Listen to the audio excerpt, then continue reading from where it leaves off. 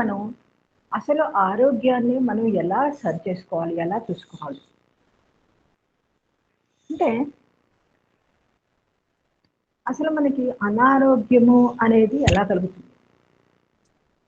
మనం తినే ఆహారం ద్వారా, మనం పీల్చే గాలి ద్వారా, మన చుట్టూ ఉన్న వాతావరణం ద్వారా. ఈ 3 విషయాల వల్లే మనకి తీవ్రమైన అనారోగ్యం అనేది, ఏ రకమైన అనారోగ్యమైనా అది తీవ్రం కావచ్చు, కొంచెం ఇబ్బందులు కలిగి అబ్బా నాకు బాగోలేదు అనే భావన కలగచ్చు. ఈ 3 విషయాలే ముఖ్యమైన కారణం. అంటే మనం తీసుకునే ఆహారం ఎప్పుడు శుభ్రంగా ఉండాలి, శుచిగా ఉండాలి, మన శరీరానికి అనువైనదిగా ఉండాలి. ఈ మధ్య రకరకాలు యూట్యూబ్‌లో కావచ్చు, టీవీ ఛానల్స్‌లో కావచ్చు, రకరకాల ప్రోగ్రామ్స్ చూసి మాస్టర్ షెఫ్ అని, అదని, ఇదని ఎన్నో రకాల ప్రోగ్రామ్స్ చూసి కొత్తవన్నీ ప్రయోగాలు చేసుకోవడం, పనికిరాని చెత్త ఆహారం అంతా తినడం. చెత్త అనే మాట నేను వాడకూడదు. ఎందుకంటే వాళ్ళు తినేవన్నీ తినే పదార్థాలే కదా వాడుతున్నారు. కానీ అది అందరి శరీరాలకి సరిపోతుందా? పిజ్జాలు. ఫారిన్ కంట్రీస్‌లో వాళ్ళకి అసలు బ్యాక్టీరియా అంటే చల్లటి ప్రదేశాల్లో, ఫారిన్ కంట్రీస్ అని నేను అనకూడదు. చల్లటి ప్రదేశాల్లో పెరుగులో తోడుకునే బ్యాక్టీరియా తొందరగా వృద్ధి పొందదు. అది కొంచెం వెచ్చగా ఉంటేనే, ఆ వెచ్చగా ఉండే వాతావరణం మనకి భారతదేశంలోనే ఎక్కువగా ఉంటుంది. అందుకే మనకి పెరుగు తోడుకున్నట్టు, మనకి పెరుగు మనకి అవైలబిలిటీ ఉన్నట్టు వేరే కంట్రీస్‌లో ఉండదు. అలాగే ఇడ్లీ పిండి కూడా, అలాగే దోసల పిండి కూడా. వాళ్ళు ఏం చేస్తారంటే చాలా రోజులు అలా పెట్టేసి ఎప్పుడైతే అది పొంగుతుందో, పులుస్తుందో అప్పుడు దాన్ని వాడడం మొదలుపెడతారు. వాళ్ళకక్కడ బానే ఉంటుంది. ఇక్కడ అటువంటి ప్రయోగాలు మనం చేస్తే మన శరీరం పాడవుతుంది.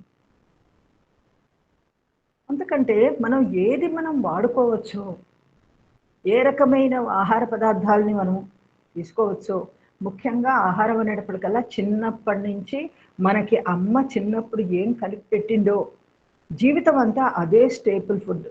ఎందుకంటే శరీరానికి చిన్నతనంలో ఆ ఆహారం అలవాటైపోయింది కనుక, ఆ ఆహారంతో శరీరం పెరుగుతూ ఉంటుంది కనుక, ఆ ఆహారాన్ని నుంచి డివియేట్ అవ్వకుండా దాని మీద కొత్త ప్రయోగాలు చేయడం వేరు. కానీ అన్నీ కొత్తవి మొదలు పెడితే, అసలు తినేవి మానేసి ఏవేంటో తినడం మొదలు పెడితే రకరకాల కొత్త జబ్బులొస్తాయి. జబ్బులు ఒక రకమైన జబ్బులేంటి? కాలుష్య కారణం వల్ల జబ్బులు. పాలల్లో పాడిని వృద్ధిపరచాలని పశువులకి రకరకాల ఇంజెక్షన్లు ఇచ్చి వాళ్ళు పాలని వృద్ధి చేస్తున్నారు. పాలల్లో ఎన్నో రకాల పదార్థాలు మనకి శరీరంలోకి వెళ్ళకూడని పదార్థాలన్నీ కలిపేసి వాళ్ళ కమర్షియల్ ప్రాసెస్‌లో వాళ్ళ వ్యాపారాన్ని అభివృద్ధి చేసుకోవడానికి పాలని కాలుష్యం చేస్తున్నారు. మరి అలాంటి పాల వల్ల మనకి ఇబ్బంది కలుగుతుంది. అలాంటి పాలు పిల్లలకి ఇప్పుడు పెద్దవాళ్ళంటే ఏదో ఒక రకంగా తట్టుకుంటారు. చంటి పిల్లలకు అలాంటి పాలు పట్టించడం వల్ల చాలా ఇబ్బందులు కలుగుతాయి. శరీరం పాడైపోతూ ఉంటుంది. ముఖ్యంగా ఈ ఇంజెక్షన్లు ఇచ్చి ప్రసవుల నుంచి తీసిన పాలు తాగడం వల్ల ఆడపిల్లలకి త్వరగా రజస్వలలు అయిపోతారు. అసలు భారతదేశంలో 10 ఏళ్ల నుంచి 13 ఏళ్ల లోపల రజస్వల అయ్యే వయసు. కానీ ఈ పాలు తాగడం వల్ల 7 ఏళ్లకే 8 ఏళ్లకే వాళ్ళు రజస్వల అయిపోతున్నారు. ఫెర్టిలిటీ పీరియడ్ ఒక 40 ఇయర్స్ ఉంటుంది. ఈ మధ్య వివాహాలు కూడా లేటుగా జరుగుతున్నాయి. దీనివల్ల అసలు వివాహమయ్యి వాళ్ళు సంతానం కలిగే సమయానికి ఈ వాళ్ళు ప్రొడ్యూస్ చేసే అండములు అంటే ఎగ్స్ సరైన స్థితిలో ఉండడం లేదు. ఎందుకంటే చాలా చిన్నప్పుడే రజస్వలు అయిపోతున్నారు. చాలా వయసు అయిన తర్వాత కానీ వాళ్ళు పెళ్లి చేసుకోవటం లేదు. సో ఈ ప్రాసెస్‌లో సంతానానికి ఇబ్బందులు కలుగుతున్నాయి. అంతేకాకుండా గర్భవతులైన స్త్రీలు రకరకాల వాళ్ళ కోరికలు, గర్భవతులు అంటే వాళ్ళకి ఏది కావాలంటే అది పెట్టాలి అనే ఆలోచన తప్పించి ఏది వాళ్ళకి ఆరోగ్యకరమో ఏదైనా ఎందుకు అడుగుతుంటే ఇది కాదు ఇలా ఉంటే బాగుంటుంది అని సజెస్ట్ చేసేవాళ్ళు కూడా లేరు. ఎందుకంటే పాత రోజుల్లో అంటే పెద్దవాళ్ళు ఇంట్లో ఉండి అన్నీ చూసేవాళ్ళు. ఇప్పుడు అన్నీ న్యూక్లియర్ ఫ్యామిలీస్. ఎక్కడికక్కడ విడిపోయి పెద్దవాళ్ళ పెత్తనాలు ఏమీ లేకుండా ఎవరిష్టం వచ్చినట్టు వాళ్ళు హోటళ్ళకి వెళ్ళిపోయి తినడము, లేకపోతే వాళ్ళ ఇంట్లో ఇష్టం వచ్చినట్టు ఏది పడితే అది తినేయడము, గారం కొద్దీ భర్త ఏదో తీసుకొచ్చి పెట్టడము, దానివల్ల గర్భంలో ఉన్న శిశువుకి ఇబ్బందులు కలుగుతున్నాయి. చాలా చాలా రకాల ఇబ్బందులు పడడం వల్ల ఫ్యూచర్ జనరేషన్స్ ఆరోగ్యపరంగా చాలా దెబ్బతింటున్నారు. కాలుష్యానికి ముఖ్యమైన కారణం తాగే నీరు. తాగే నీరు అంటే మినరల్ వాటర్ తాగేస్తారు. మినరల్ వాటర్ తాగే నీరు సరిగ్గా రావట్లేదు. మినరల్ వాటర్ తాగేయడం వల్ల ఫెర్టిలిటీ ప్రాబ్లమ్స్ వస్తుంది. మినరల్స్ అన్ని తీసేస్తే, ధాతువులు కావాల్సిన శరీరానికి కావాల్సిన ధాతువులన్నీ తీసేస్తే ఏమవుతుంది, ఆ నీళ్లు తాగడానికి పనికి రాకుండా పోతున్నాయి. అవసరమైన ధాతువులన్నీ తీసేస్తున్నారు, ముఖ్యంగా ఆర్ఓ వాటర్. ఈ వాటర్ వల్ల వాళ్ళకి ఫెర్టిలిటీ ఇది తగ్గిపోయి శుక్రకణాలు అసలు ప్రొడ్యూస్ అవడం, వాటి కౌంట్ కూడా బాగా తగ్గిపోయి, వాటి మొబిలిటీ కూడా తగ్గిపోయి, వాళ్ళు నానా రకాలు కొత్తగా ఈ మధ్య ఎప్పుడో ఒక 10-15 ఏళ్ల కిందట ఫెర్టిలిటీ సెంటర్స్ అంటే చాలా ఏదో ఇదిగా చూసేవారు. ఈ మధ్య వీధికి ఒకటి వస్తుంది. ఆ మధ్య చాలా సిగ్గుపడిపోయేవారు. ఇప్పుడు ఏంటి, ప్రతి వీధిలోనూ ఒకటి ఖచ్చితంగా ఉంటుంది. అంటే అంత ఘోరంగా ఫెర్టిలిటీ ప్రాసెస్ అనేది శరీరంలో తగ్గిపోతుంది అన్నమాట. వృద్ధాశ్రమాలు వచ్చిన పద్ధతిలో ఇవి వచ్చేస్తున్నాయి. అవసరం ఏంటి? అన్నింటికీ మందులే. పెళ్ళి కాకముందు వీళ్ళు, ఈ మాటలు నేను సభాముఖంగా మాట్లాడకూడదు, అనవసరమైన మందులు వాడడం. పెళ్ళి అయిన తర్వాత పిల్లలను కనకుండా అదో ప్లానింగ్ అని చెప్పేసి వాటి కోసం మందులు వాడడం. పిల్లలు పుట్టిన తర్వాత పిల్లల కోసం రకరకాల మందులు వాడడం. వీటి వల్ల పిల్లల ఆరోగ్యము పాడవుతోంది, తల్లుల ఆరోగ్యము పాడవుతుంది. వాటి ఏమవుతుంది, వాళ్ళకి మందులు వేసి మనం పెంచుతున్నాం. ఒక 15 ఏళ్ల క్రితం ఈ పోలియో అనేది 6 నెలల్లో ఒకసారి, 1.5 ఏడాదికి ఒకసారి, 3 ఏళ్లకు ఒకసారి బూస్టర్ డోస్ అలా ఇచ్చేవాళ్ళు. ఇప్పుడు ఏ రోజు పుట్టారో ఆ రోజే పోలియో చుక్కలు వెయ్యాలి. ఎందుకంటే తల్లి పాలల్లోనే కలుషితాలు చేరుతున్నాయి. దేనివల్ల? తినే ఆహారం వల్ల, తాగే నీటి వల్ల. ఈ పోలియో అనేది అది వాటర్లో ఉంటుంది. తల్లి పాలు, చాలా మంది తల్లులు పాలు ఇవ్వలేని పరిస్థితుల్లో, ఇవ్వకుండా కాదు, ఇవ్వలేని పరిస్థితుల్లో వేరే వాటి మీద ఆధారపడుతున్నారు. డబ్బా పాల మీద కానీ, వేరే పశువుల పాల మీద కానీ ఆధారపడడం వల్ల ఆ పాలు కలుషితమై ఉండడం వల్ల, ఎందుకంటే పాలు బయట నుంచి వచ్చిన పాలు మనం వాటికి వీ కెనాట్ ట్రస్ట్ దెమ్. ఆ పాలని మనం పిల్లలకి, చంటి పిల్లలకి, పుట్టిన పిల్లలకి పట్టించవచ్చు అనే నమ్మకం మనకి కలగడం చాలా కష్టం. అటువంటి పాలు పిల్లలకు పట్టడం వల్ల వాళ్ళకి పోలియో వస్తుంది. అంటే ఆ పాలల్లో ఈకోలి బ్యాక్టీరియా ఉంటుంది. ఎందుకు వస్తుంది ఈకోలి బ్యాక్టీరియా? డ్రైనేజ్ వ్యవస్థ మొత్తం పాడైపోయింది. సిటీలో డ్రైనేజ్ వ్యవస్థ మొత్తం పాడైపోయింది. మేడల మీద మేడలు కడుతున్నారు, మల్టీ స్టోరీ కాంప్లెక్స్లు వస్తున్నాయి, కింద డ్రైనేజ్ వ్యవస్థ. ఎందుకంటే అప్పటి పాపులేషన్ వేరు, ఇప్పటి పాపులేషన్ వేరు. ఆ పాపులేషన్ స్థాయిని తట్టుకోలేక ఈ పైప్స్ పగిలిపోతున్నాయి. అవంతా వ్యర్థ పదార్థాలన్నీ వచ్చి తాగే నీటిలో కలుస్తున్నాయి. వాటిని పట్టించుకునే వాళ్ళు ఎవరూ లేరు. మనంతటా మనం ఎవరంతటా వాళ్ళు కేర్ తీసుకోవాలి. నీటిని కాచి వడబోసి వాడాలి. పుట్టిన పిల్లలకి అటువంటి అవకాశం ఉండదు కదా. తల్లిపాలే ముఖ్యం. తల్లి పాలల్లో అటువంటి వ్యర్థ పదార్థాలు ఉండడం అనేది జరగదు. తల్లిపాలు, తల్లికి పాలు ఇవ్వాలి అనే ఫీలింగ్ రావాలి. కానీ రకరకాల పిచ్చి పిచ్చి వ్యవహారాలతోటి పాలు ఇవ్వాలి అంటే ఖచ్చితంగా హార్మోన్ సిక్రెట్ అవుతుంది, అందులో సందేహం లేదు. లేకపోతే వాటికి కూడా మందులు ఇచ్చి పాలు ఇవ్వగలిగే స్థితికి వాళ్ళు తీసుకొస్తారు. ఎన్నో ఆయుర్వేదిక్ మందులు కూడా ఉన్నాయి. పర్వాలేదులే, ఏదైనా పట్టేయచ్చు అనే భావన వల్ల పిల్లల ఆరోగ్యాలు పాడైపోతున్నాయి. చిన్నప్పటి నుంచి వాళ్ళు వీక్ అయిపోవడం వల్ల చిన్న పిల్లలకి, మన కర్మ కొద్దీ ఆ కరోనా వచ్చినప్పటి నుంచి, ఈ ఆన్లైన్ టీచింగ్లు వచ్చినప్పటి నుంచి ఈ చిన్న పిల్లలకి కళ్ళు పాడైపోయాయి.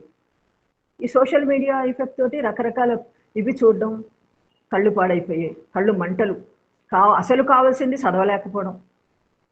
ఈ ప్రతిదీ వచ్చిన ప్రతి పోస్టు వాళ్ళు చదవవలసిందే, చూడవలసిందే. ఆ బొమ్మలను చూసి వాటి ప్రకారం వాళ్ళు ఏదో చేసుకోవాల్సిందే, చిన్నపిల్లలు కూడా. వీటి వల్ల అసలు వాళ్ళని ఎలా కౌన్సిల్ చేయాలి, మనం ఎక్కడి నుంచి ఎక్కడికి వెళ్ళిపోయాం, వీటిని ఎలా సర్చ్ చేయాలి, ఎంతవరకు మనం సర్చ్ చేయగలము అనేది కూడా ఊహకి అందరి పరిస్థితి అయిపోతుంది ఈ రోజులు.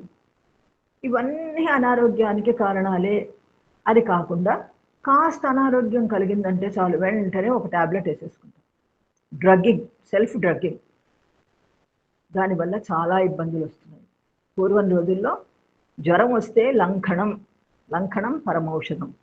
అసలు పొట్టలోకి ఏమీ తీసుకోకపోతే బాడీ దానంతట అదే సర్దుకుంటుంది, దాన్ని అది సరి చేసుకోగలదు. కానీ ఈ రోజుల్లో ఏంటి, వెంటనే ఏదన్నా తినేయడం. అండ్ ఏమన్నా ట్యాబ్లెట్స్, పెయిన్ రిలీవర్స్లో జాగ్రత్తగా వస్తుంది, దాని మీద యాంటీపైరెటిక్ అని ఉంటుంది. అంటే మన శరీరం ఎప్పుడైతే ఏదన్నా లోపల వ్యవస్థ దెబ్బతిందో పైరోజన్స్ అనే పదార్థాలని అది ప్రొడ్యూస్ చేస్తుంది. ఆ పైరోజన్స్ వల్ల ఒళ్ళు నొప్పులు, ఏదన్నా ఒక పర్టికులర్ అవయవానికి నొప్పులు. ఈ నొప్పులు ఏంటి, నొప్పులు అనేది ఒక లక్షణం. ఆ లక్షణం అది ఎక్స్ప్రెస్ చేస్తోంది శరీరము అంటే లోపల ఇంకేదో బాధ ఉంది అని మనం అర్థం చేసుకోవాలి. అది మానేసి యాంటీపైరెటిక్స్ వాడడం వల్ల ఆ నొప్పి అప్పటికప్పుడు మనం స్నబ్ చేస్తున్నాం, దాన్ని నొక్కి పెట్టేస్తున్నాం. దానివల్ల ఏమవుతోంది, నొప్పి లోపల తగ్గదు, వ్యాధి లోపల పెరిగిపోతుంది. ఈ నొప్పి మనకి తెలియకుండా సంతోషపడిపోతున్నాం అంతే. సో దానివల్ల ప్రయోజనాలు ఏమీ లేవు. అలోపతిక్ మందులు టెంపరీ రిలీఫ్ ఇస్తాయి తప్పించి రూట్స్ నుంచి ప్రాబ్లమ్ని తీసేయవు. మన ఇంట్లోనే ఎన్నో రకాల హెర్బల్ మెడిసిన్స్ ఉంటాయి. జాగ్రత్తగా అర్థం చేసుకుని వాటిని వాడుకుంటే ఎంతో మంచిది. చిన్నప్పటి నుంచి పిల్లలకి ఇవన్నీ అలవాటు చేస్తూ ఉండాలి. ఈ ధర్మాలన్నీ మనం చెప్తూ ఉండాలి. ఇప్పుడు పిల్లలకి మందులు పక్కకు పెట్టేసి ఇవి చెప్పడం అలవాటు చేస్తే, ఏదో యూట్యూబ్లో వాటిలో చెప్తున్నారు, అక్కడికి కూడా పాత పద్ధతులను అలవాటు చేసుకోకుండా కాస్త పొద్దున్నే లేచి ఆసనాలు వేయమంటే వాళ్ళ వల్ల కాదు, ధ్యానం చేయమంటే వాళ్ళ వల్ల కాదు. కానీ జిమ్కి వెళ్తారు, వేలకు వేలు ఖర్చు పెట్టి జిమ్కి వెళ్ళి గంటలు గంటలు అక్కడ స్పెండ్ చేస్తారు. దానికి టైం ఉంటుంది. ఆఫీస్ నుంచి అట్నుంచటే జిమ్కి వెళ్ళిపోతారు. కానీ ఇంట్లో మాత్రం వాళ్ళు చిన్నప్పుడు గుంజీలు ఇచ్చేవాళ్ళు, గోడ కుర్చీ వేయించేవాళ్ళు. దానివల్ల పొట్ట పల్చగా ఉండి, ఇప్పుడేంటి పొట్ట బాణలాగా పెరిగిపోవడం. వాళ్ళు ఏం తింటున్నారో వాళ్ళకి తెలియదు, ఏం తాగుతున్నారో వాళ్ళకి తెలియదు. సో పద్ధతులు, జీవన శైలిని మార్చుకుంటే మనం ఆరోగ్యానికి ఎంతో మేలు చేసేవాళ్ళం. అది వాళ్ళకి పిల్లకి చిన్నప్పటి నుంచి నేర్పాలి. ఇవి చెయ్యండి, ఇవి చేస్తే బాగుంటుంది. వీటి వల్ల అసలు తల దూకోవడం మానేశారు, తల బిరబోసుకుని తిరగడం. జుట్టులో అంతా అవతల రోడ్డు మీద మట్టి అంతా జుట్టు మీద పట్టుకుంటుంది. ఆ దేశాల్లో చేస్తున్నారని వాళ్ళకి చిన్న చిన్న జుట్టు ఉంటుంది, వాళ్ళకి అంత పొల్యూషన్ లేదు, ఎయిర్ పొల్యూషన్ లేదు, దానివల్ల ఇబ్బందులు లేవు. కానీ ఇక్కడ ఇలా విరబోసుకుని తిరిగితే జుట్టు అంతా చుండ్రు పట్టి పేలు వచ్చి ఆ జుట్టు పక్కన వాళ్ళ ముక్కులోకి నోట్లోకి వెళ్ళిపోయి ఎంత అసహ్యంగా ఉంటుందంటే గుళ్ళల్లోకి వెళ్తే అసలు లైన్లో నిలిచినప్పుడు అసలు భరించలేము, అటువంటి పరిస్థితులు వస్తున్నాయి. ఎందుకు ఇవన్నీ చిన్న చిన్న కేర్ వాళ్ళు తీసుకోవటం లేదు అంటే సరైన కౌన్సిలింగ్ లేదు, వాళ్ళకి సరిగ్గా తెలియటం లేదు, ఏం చేస్తే ఏమవుతుంది అనేది కూడా వాళ్ళకి అర్థం కాని పరిస్థితి. సో మనం వెనక్కి వెళ్ళి అసలు మన సనాతన పద్ధతులు ఏంటి, ఏం చేస్తే ఏం బాగుంటుంది, ఎలా చెయ్యాలి, శరీరాన్ని ఎలా దిద్దుకోవాలి, మనం తీసుకోవాల్సిన ఆహారం ఏంటి, మనం పీల్చవలసిన గాలి ఏంటి. ఎక్కడ పడితే అక్కడ మేడలు కట్టేయడం వల్ల ఏమవుతుంది, కింద అంతా నాళాల మీద కట్టేస్తున్నారు మేడలు. ఆ డర్టీ వాటరే పంపు బోర్వెల్ చేసి దాంట్లోంచి పైకి వచ్చేస్తున్నాయి, ఆ నీళ్ళే తాగుతున్నారు ఫిల్టర్ చేసుకుని. దానివల్ల ప్రయోజనమే ఉంది, అది ఫుడ్ చైన్లోకి వచ్చేస్తుంది. పశువులను అందులో వదిలేస్తున్నారు, పశువులు ఆ నీళ్లు తాగుతున్నాయి, ఆ నీళ్లు తాగి పాలు కూడా కలుషితం అయిపోతున్నాయి. సో వీటిని అన్నిటిని మనం జాగ్రత్తగా అబ్జర్వ్ చేసి మనం సోషల్ మీడియాలో ఎలా పెట్టుకోవాలో, ఎలా వీటిని యూజ్ చేయాలో తెలుసుకొని వీటిని సంస్కరించుకోవాల్సిన బాధ్యత మనందరి మీద ఉంది అనే ఒక భావన నాకు. ఇది కాకుండా హిపోక్రటిస్ ఆయన ఏమన్నారంటే, doctor cannot administrate any medicine to A patient without knowing astrology. జ్యోతిష్యం తెలియకుండా ఒక డాక్టరు ఎవరి మీద కూడా పేషెంట్ మీద ఏ రకమైన మందులు వాడకూడదు. అంటే ఆ రోజుల్లో జ్యోతిష్యానికి శాస్త్రానికి అంత గొప్ప అనుబంధం ఉండేది. అంటే జ్యోతిష్యం తెలిస్తే చాలు, మానవ శరీరంలో వైద్య జ్యోతిష్యం విపరీతమైన అనుబంధం. ఎలా అసలు ఏంటి ఏం చెప్తుంది అన్నది వాళ్ళ శాస్త్రి గారు చాలా మంచి పోస్ట్ పెట్టారు. అంటే ఏ రాశులన్నీ ఏ ఏ అవయవాల్ని సూచిస్తాయి, ఏ నక్షత్రాలు దేన్ని సూచిస్తాయి, వేటి వేటి ఏ ఏ అంగాలకు ఏమేమి ఇబ్బందులు వస్తాయి, ఏ ఏ గ్రహాలు వేటి వేటికి ఇబ్బందులు కలగజేస్తాయి, ఏ ఏ గ్రహాలు ఏ ఏ అవస్థల మీద వ్యవస్థల మీద అధికారాన్ని పొందుతాయి, వేటిని కంట్రోల్ చేస్తూ ఉంటాయి, ఇవన్నీ పెట్టారు. అసలు జ్యోతిష్యము ముఖ్యమైన అవసరమేంటి, ఏదో భవిష్యత్తును తెలుసుకుందాం అని కాకుండా అసలు మనకి రాబోయే ఇబ్బందులను తెలుసుకొని వాటిని అధిగమించడానికి బెస్ట్ ఏంటంటే వైద్య జ్యోతిష్యం. వైద్య జ్యోతిష్యం తెలుసుకోవాలంటే తప్పనిసరిగా అసలు ఈ ఈ చిన్న చిన్నవన్నీ కూడా విషయాలు తప్పనిసరిగా తెలుసుకోవాల్సిన అవసరం ఉంది. ఏ రాశులు ఏ ఏ అవయవాల్ని సూచిస్తున్నాయి, ఎక్కడి నుంచి మొదలవుతోంది, సహజ భచక్రంలో మేషం దగ్గర నుంచి మొదలై మీనంలో ఎండ్ అవుతోంది, మేషం నుంచి తల, మీనంలోకి వచ్చేటప్పటికి పాదాలు, మేషంలో తల మీనంలో పాదాలు ఏంటంటే గర్భస్థ శిశువు పాదాలు తల దగ్గర దాకా వచ్చేస్తాయి. ఆ క్రమంలోనే ఈ చక్రం కూడా నిర్మించబడింది.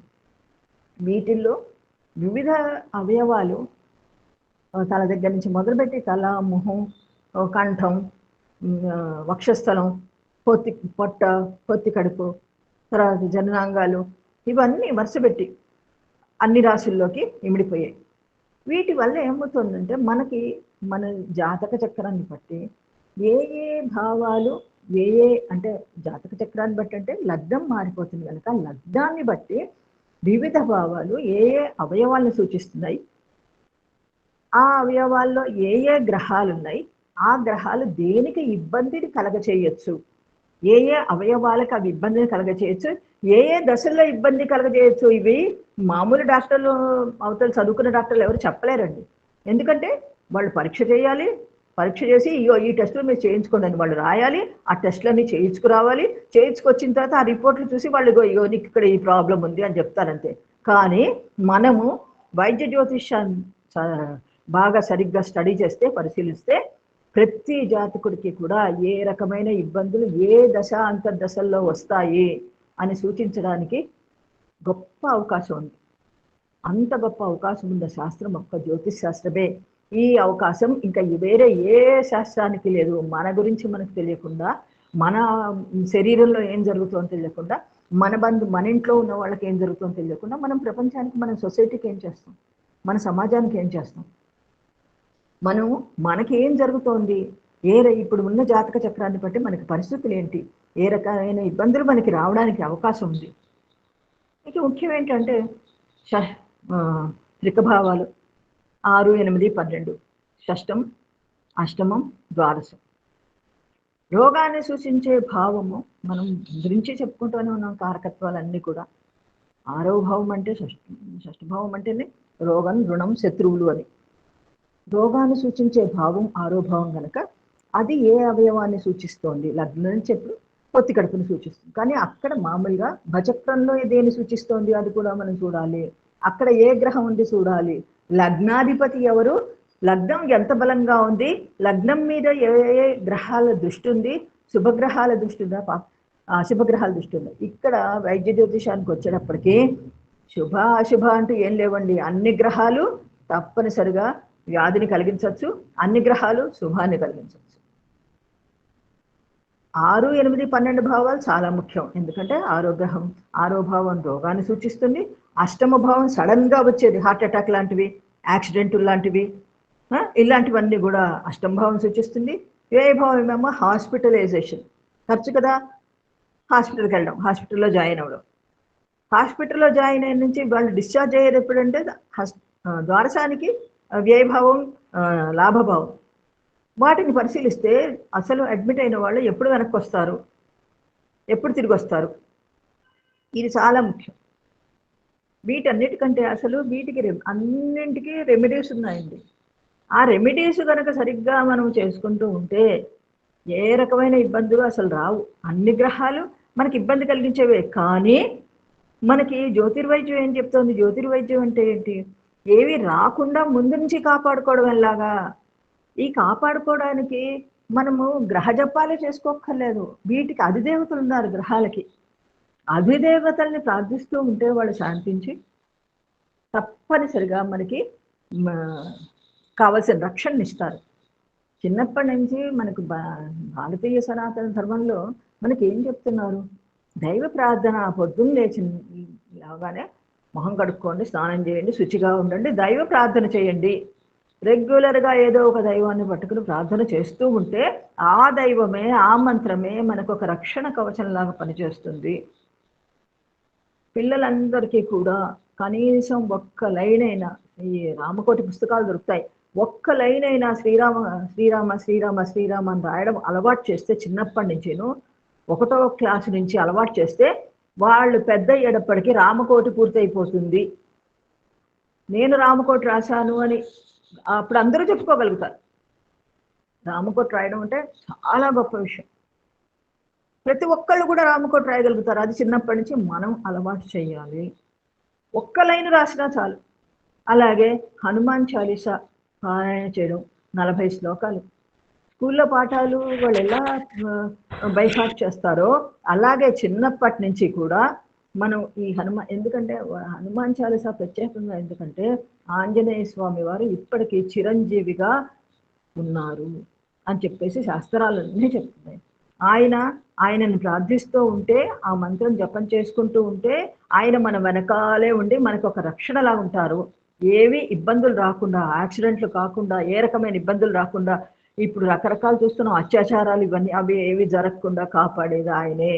అందుకని హనుమాన్ చాలీసా పారాయణ చిన్నపిల్లలకి చిన్నప్పటి నుంచి అలవాటు చేస్తే ఒక సెలవులు వస్తాయి కదా, సమ్మర్ హాలిడేస్ వస్తాయి, మధ్య మధ్యలో సెలవులు వస్తూ ఉంటాయి, కనీసం ఒక్క శ్లోకం, వారానికి ఒక్క శ్లోకం పారాయణ చేసి అది కంటిన్యూ చేయిస్తూ ఉన్నా కూడా, మళ్ళీ మళ్ళీ దాన్ని రివ్యూ చేయిస్తూ ఉన్నా కూడా తప్పనిసరిగా వాళ్ళకి ఒక ఏడాది లోపల హనుమాన్ చాలీసా మొత్తం వచ్చేస్తుంది. దాని తర్వాత మెల్లిమెల్లిగా రోజు ప్రాక్టీస్ చేయిస్తూ ఉండాలి. దానివల్ల ఇబ్బందులు రాకుండా కాపాడేదాము. తర్వాత ఆరోగ్యం భాస్కరాదిచ్చేతం, అంటే మన ఆరోగ్యానికి హెడ్ ఎవరుంటే మన గ్రహాల్లో సూర్యుడు లేకుండా అసలు ఈ భూమి మీద చైతన్యమే లేదు. ఆదిత్య హృదయ పారాయణ, ఆదిత్య హృదయం చదువుకుంటూ ఉన్నాడు. పెద్దవాళ్ళందరూ ఆదిత్య హృదయం ఆదిత్య హృదయం బైహార్ట్ చేశారంటే అలా నోటికి వచ్చేస్తుంది, ఇబ్బంది ఏం లేదు. అది చేసుకుంటూ ఉంటే ఏ రకమైన సమస్యలు ఉండవు. ఎన్ని రకాల బయట నుంచి ఎన్నో వస్తూ ఉంటాయి కాలుష్యాలు, అవన్నీ కూడా మనకి ఒంట్లో పట్టకుండా కాపాడేది మంత్రం, ఆదిత్య హృదయ మంత్రం. ఆదిత్య హృదయము అసలు దాని గురించి ఇప్పుడు నేను చెప్పడానికి నాకు అంత శక్తి లేదనుకోండి, కానీ ఆదిత్య హృదయం అద్భుతంగా పనిచేస్తుందని మాత్రమే నేను చెప్పగలను. అలాగే సూర్యాష్టకం, చిన్న చిన్నవైనా సరే సూర్య మంత్రాలు కానీ ఏవైనా కానీ ఇవి రోజు కూడా పారాయణ చేసుకుంటూ ఉంటే చాలా మంచిది. అలాగే పిల్లలకి చదువు రాదని, చదువు అంటే ఆరోగ్యం, ఇప్పుడు ఏవి సరైన తిండి లేకపోతే, అంటే పోషణకి సరిగ్గా లేకపోతే రకరకాల వ్యాధులు వస్తాయి. అందులో మతిమరుపు కూడా ఒకటి, జ్ఞాపకం లేకపోవడం ఒకటి. పొట్టలో ఆకలిస్తూ ఉంటే వాళ్ళకి ఎలా జ్ఞాపకం ఉంటుంది చదివింది?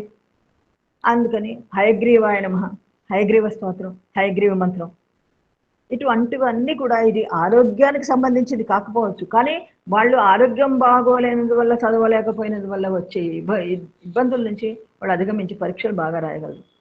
హయగ్రీవ మంత్రం వాళ్ళు ప్రతిరోజు చిన్నప్పటి నుంచే ఇవన్నీ 1వ క్లాస్ నుంచే అలవాటు చేసేయాలి. మనం ఎల్కేజీ నుంచే అన్ని రకరకాల పాటలు ఏరుస్తుంది పాడేస్తూ ఉంటారు కదా, అలాగే ఈ మంత్రాలు కూడా అలవాటు చేస్తే మనము వాళ్ళకి ఏమిచ్చినా ఇవ్వకపోయినా మంచి వ్యక్తిత్వాన్ని, ఒక క్యారెక్టర్ని, ఒక శరీరానికి ఒక పోషణని, మనసు పాడైపోకుండా వాళ్ళని ఒక మంచి దారిలో పెట్టిన వాళ్ళం అవుతాం మనం. జ్యోతిష్యంలో అద్భుతమైన, అసలు అన్ని శాస్త్రాలు, భూమి మీద ఉన్న అన్ని శాస్త్రాలు జ్యోతిష్యంలోనే ఉన్నాయి. ఇందులో ఏమాత్రం సందేహం లేదు. ఏది తీసుకున్నా సరే, మనం మొన్నటిదాకా మాట్లాడుకున్నాం, వర్షాలు ఎప్పుడు వస్తాయి, ధరలు ఎలా పెరుగుతాయి, లేకపోతే ఇంకోటి ఏదో ఎలా అవుతుంది, అన్నీ కూడా ఇందులోనే ఇమిడిపోయినాయి. అలాగే ఈ ఆరోగ్యానికి సంబంధించిన విషయాలన్నీ కూడా, ఏ లగ్నం తీసుకోండి, రవి ఉన్నాడు, రవి మనకు ఆరోగ్య ప్రదాతే, కానీ రవి మేషంలో ఉచ్చలో ఉంటే కళ్ళకి సంబంధించిన ఇబ్బందులు వస్తాయి. వాటిని కాపాడుకోవడానికి నందివర్ధనం పూలు దొరుకుతాయి, తెల్ల రేఖ నందివర్ధనాలు పూలు, అవి నీళ్ళల్లో వేసి, చిన్న గిన్నెలో కప్పుల నీళ్ళలో వేసి, ఆ నీళ్లతోటి కాటన్ తోటి కళ్ళ మీద పెట్టేసుకుని పడుకుంటే మన్నాడు పొద్దునకి కళ్ళ మంటలు పాడైపోతాయి, పోతాయి పూర్తిగాను. అలాగా చేస్తూ ఉంటే ఈ గ్లాకోమాలు, ఈ క్యాట్రాక్ట్లు ఇవేవి రావచ్చు. అలాగా ఇలాంటివి మన ఆయుర్వేదంలో ఎన్నో ఉన్నాయి. వాటిని మనం ఫాలో అయ్యి మన చుట్టూ ఉన్న వాటితోటే మనం ట్రీట్ చేసుకుంటే ఎంతో బాగుంటుంది. స్కూల్కి వెళ్ళే పిల్లలకి సాధారణంగా జుట్టంతా పాడైపోతూ ఉంటుంది, పేలు వచ్చేస్తూ ఉంటాయి పక్క పిల్లల వల్ల. చామంతి పూలు కానీ బంతి పూలు కానీ శుభ్రంగా రుబ్బేసి అది తలకి పట్టించేసి పెడితే మన్నాడు పొద్దున కల్లా మొత్తం పేలన్నీ పోతాయి. ఎందుకంటే అది బెస్ట్ ఆర్గానిక్ ఇన్సెక్టిసైడ్, బంతి పువ్వు కానీ చామంతి పువ్వు కానీ. వాటిని రుబ్బేసి స్ప్రే చేసినా కూడా మొక్కలన్నిటి మీద ఉన్న బూజులన్నీ కూడా పోతాయి. ఇలాగా ఆరోగ్యం గురించి చెప్పాలంటే ప్రతి లగ్నానికి కూడా వేరే వేరే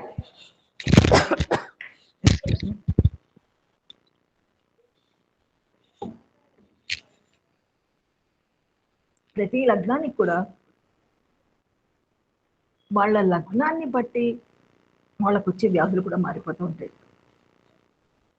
వాళ్ళకున్న గ్రహ పరిస్థితిని బట్టి, అంటే సహజ భచక్రం కాకుండా వాళ్ళ లగ్నాన్ని బట్టి కూడా అంచనా వేస్తూ ఫలానా వాళ్ళకి వీళ్ళకి వాళ్ళ నక్షత్రాన్ని బట్టి ఈ దశలు ఎంత దశలు వచ్చినప్పుడు ఈ వ్యాధి రావడానికి అవకాశం ఉంది, ఈ అవయవానికి ఇబ్బంది రావడానికి అవకాశం ఉంది అనేది మనం ముందుగానే చెప్పడానికి వీలవుతుంది. శ్రీమాత్రే నమః. అమ్మ చెప్పండి సార్. 8:30 అయిపోతుంది. కాస్త మిగిలినటువంటి వాళ్ళకందరికి కూడా అవకాశం ఇస్తూ మధ్యలో మీరు చేస్తూ ఉండండి. మీ గొంతు కూడా ఇబ్బంది అవుతుంది కదా. తప్పకుండా సార్. నేను ఏదో నమస్కారం సార్. ఇంకా నెక్స్ట్ ఎవరన్నా ఈ విషయం గురించి మాట్లాడే వాళ్ళు విరజ గారు చేయెత్తినట్టున్నారు. ఇంకా నందిని గారు, నందిని గారు అబ్రాడ్ నుంచి మాట్లాడతారన్నారు. ఉన్నారా మేడం మీరు?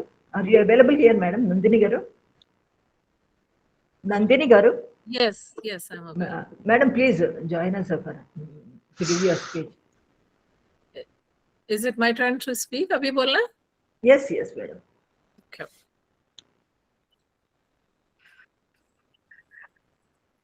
तो हिंदी में समझ आएगा? Or should I speak English or Hindi, whatever you like, whatever is you are comfortable in the language. I am comfortable in both, so आप बता दीजिए which one. English is Telugu preferable.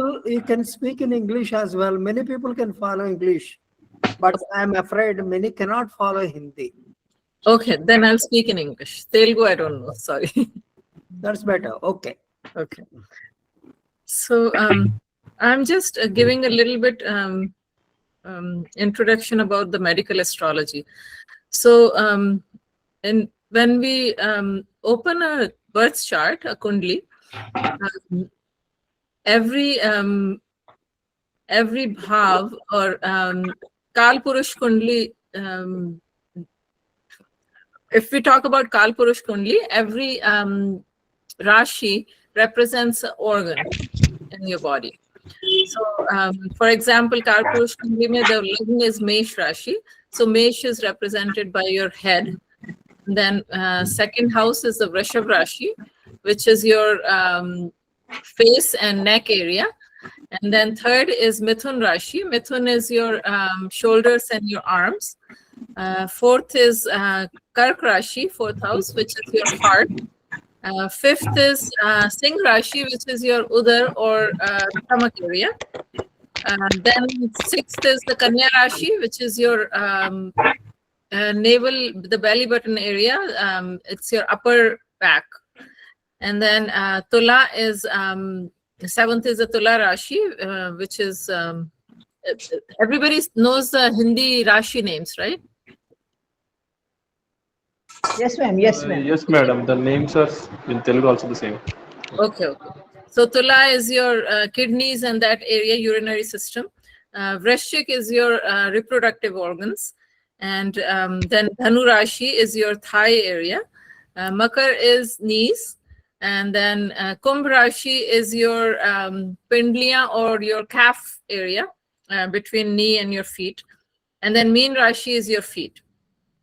So anytime there is a Pap Grah in a Kundli, in one of these Rashis, that organ in your body is affected negatively. So for example, if we look at heart disease, which is represented by Kark Rashi, is your heart and lungs area. So if you have Shani or Rahu or Ketu or Mangal in that in Kark Rashi, or Kark Rashi is in Pap Kartri Yoga, or Kark Rashi is went in 6th, 8th, or 12th house, then the person might have either heart or lung related issues. So now in the it could be like asthma or bronchitis, those kind of things related to lung, or it could be your heart disease. So if we look at heart disease, says Kark Rashi is inflicted, negatively inflicted by Pap Grah, and now we want to know what is the reason if somebody has a heart attack. So we want to know what is the reason for heart attack. So then we'll have to see the Karak Tattva of the planet that is afflicting that Kark Rashi. So for example, if we take Mars, Mars is your pressure in the heart. The blood pressure is represented by Mars. If it's afflicted by, if your moon is also afflicted, Kark Rashi and moon, both we look at. So if moon is afflicted, that disrupts your flow of the blood in the heart.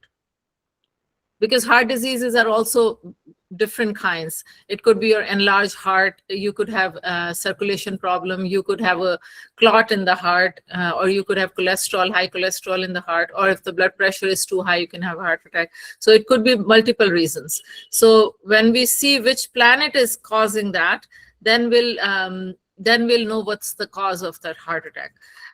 So if it's afflicted by a negative Jupiter, say Jupiter Rahu combination in Kark Rashi, so then it's the problem is the cholesterol.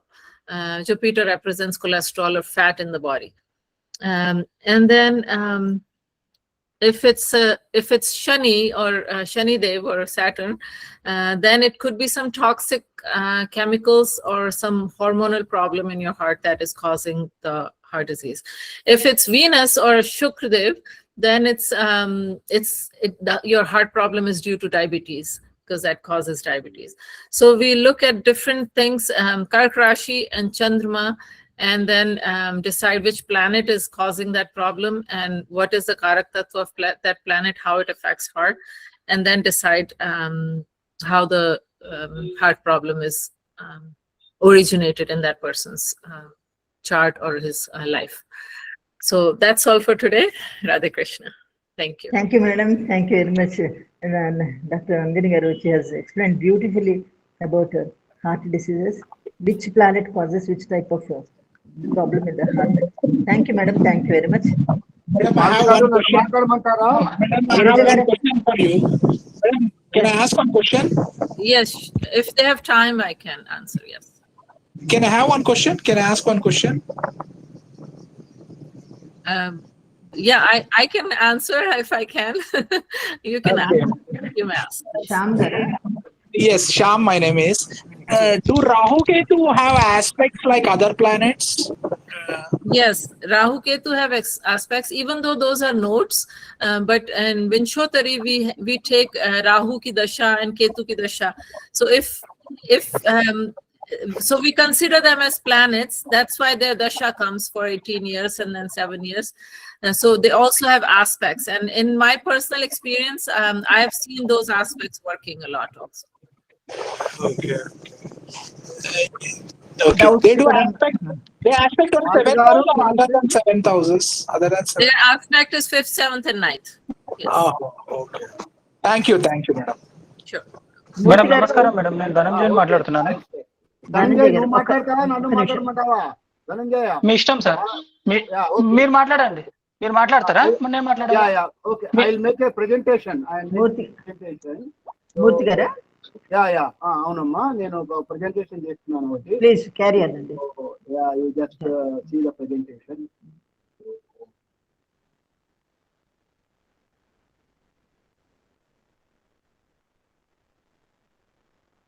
Vijay garu కూడా Sabhaka Namaskaram. I think my PPT is visible. Yes, yes. Yeah, okay. So, just a small prayer. Bhakratunda Mahakaya, Suryakot Samaprabha, Nirvighnan Kurmi Deva, Sarvakarya Sarvada. Today, ఈ రోజు మన subject ఏంటంటే జ్యోతిషం, human body and health. So దీని మీద కొంచెం నేను మాలతి గారు చాలా వివరంగా చెప్పారు, లౌకికంగా చెప్పారు, ఆస్ట్రాలజికల్ గా కూడా చెప్పారు. బట్ కొంచెం నేను ఆయుర్వేద ఆర్ మన బాడీ పరిస్థితిని సమతుల్యం చేస్తూ ఒక 5 నిమిషాలు మాట్లాడదాం అనుకుంటున్నాను.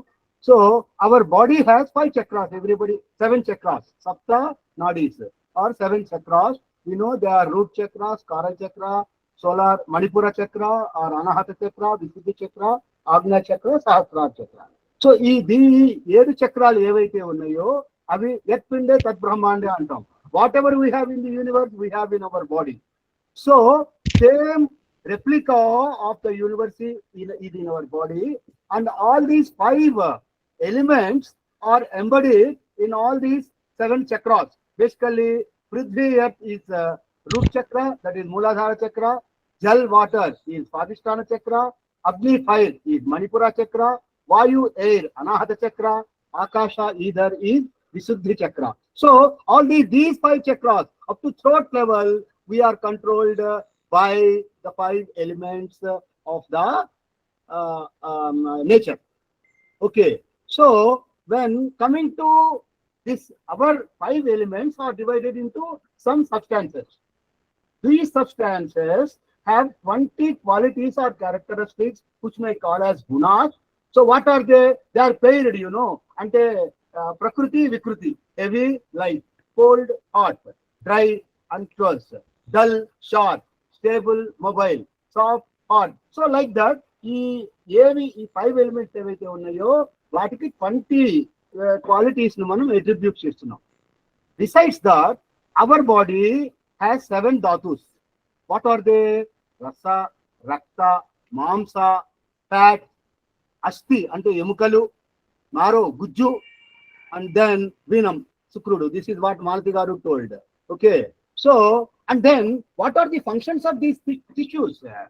Basically, Rasa gives us the nourishment, and muscles, Rakta gives us the Jivanam, livelihood, and then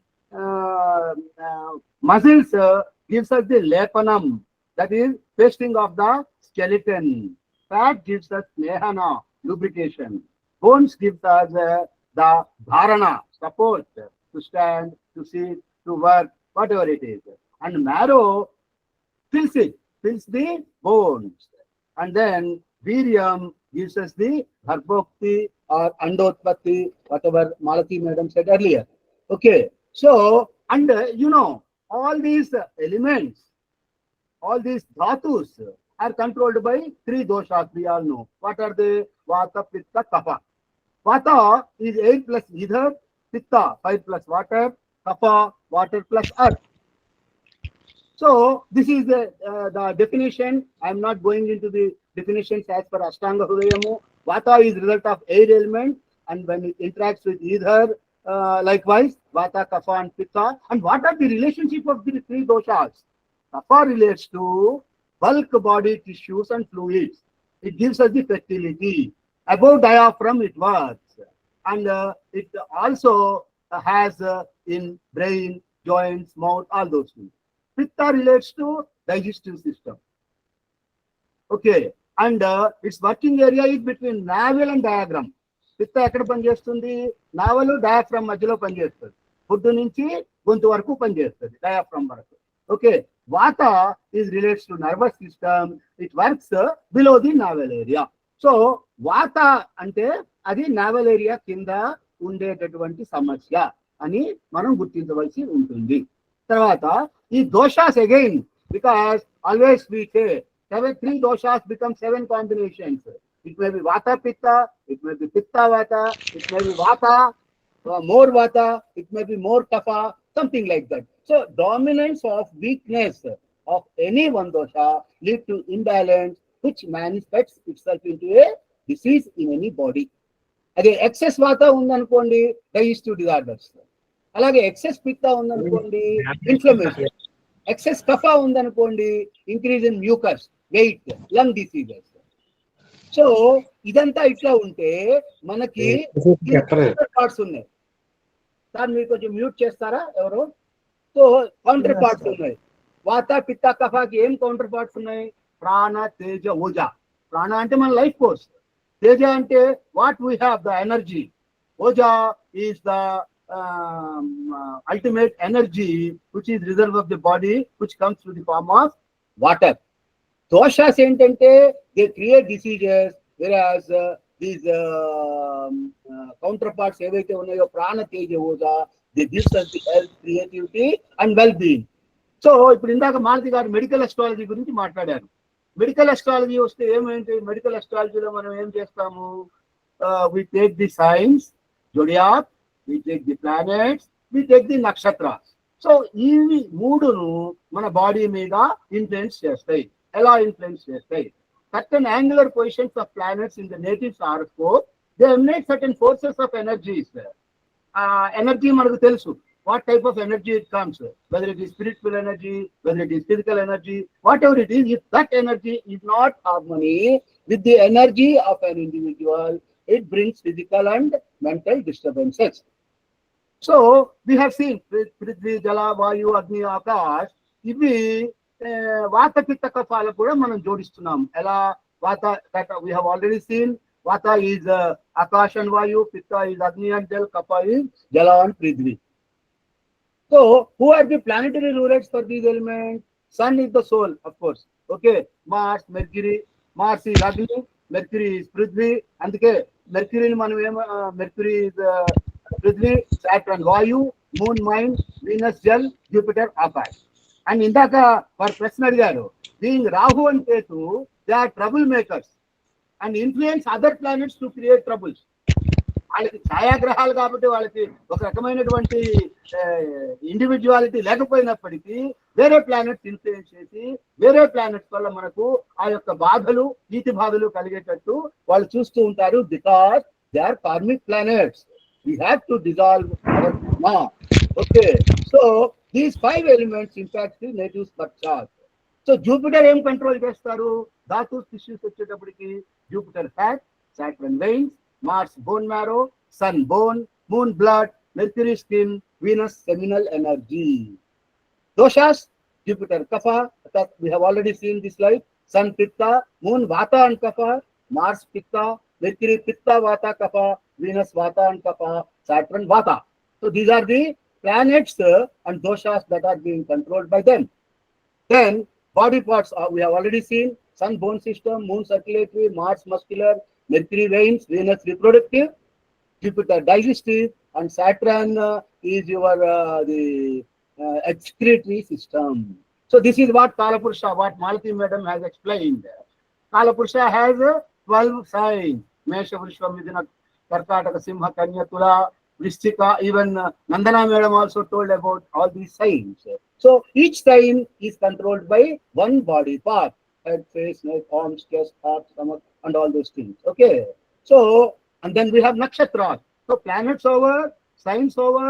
Now nakshatras, there are 27 nakshatras. All nakshatras indicate certain part of the body or tissues and results in related health problems of that particular body when that particular nakshatra is afflicted. So this is what Rohini, Mrigasira, Pushyami, and feet. Feet is the Bharani. Ankle is Revati, Ashwini. So Ashwini is feet. So like this, all 27 nakshatras controls one body part or the other. So these are all the list of the body parts which contains Ketu.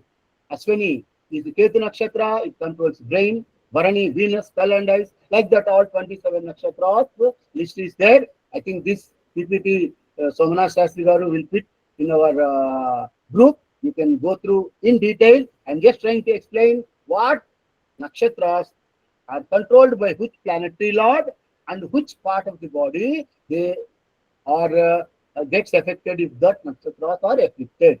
So these are all 27 nakshatras. Revati, fingers and toenails. Saturn, Uttarabhadra nakshatra. Saturn is the head, it controls the feet. So like this. So in general, the sign that occupied by an evil planet indicates some disturbances in that organ. ఇప్పుడు strong mercury ఉందనుకోండి, healthy and beautiful skin వస్తుంది.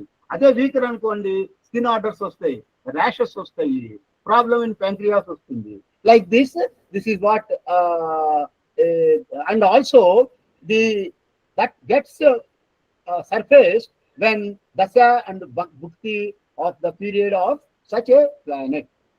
So, manam em cheyachunu, because knowing these things, we can know the timing of an illness, we can caution it, the nature of illness through diagnosis, course of illness, its outcome, how it comes, and the method of treatment, and of course, some astrological remedies like pariharas or whatever it is, and after a treatment on a body or the system of the human being. So, అసలు disease ఎట్లా వస్తుంది? Planets PAC, తర్వాత mahardasha or antardasha, afflicted moon or Mars, Venus or Jupiter కనుక ఉంటే he will attacked by diabetes during the bad period ruled by those planets. So Rahu, Ketu, I have already told, they are the karmic planets and they create troubles by influencing the other planets. So who is a person that can be judged of unsound health? Affliction of first house. ఇందాక Malathi madam గారు చెప్పారు. So first house effect ఏంటంటే head problem. లగ్నాలో మ్యాలఫిక్ planets ఉన్నా, లగ్న పాపకట్టిల్లో ఉన్నా కూడా మనకి unsound health అవుతుంది. సిక్స్త్ హౌస్ ఎవ్రీబడి నోస్, రుణరోగ శత్రు. I'm not going too much details in to that. ఇందాక చెప్పారు మేడం, సన్ను గనక ఎగ్జాల్టేషన్ లో లేకుండా ఓన్ హౌస్ లో moon 5th and 6th house LADS లో ఉంటే, with natural malefics lo unte, then also he get health problems. 4th house affliction or Rahu in 4th house, troubled heart. This Nandini madam already chepparu maniki.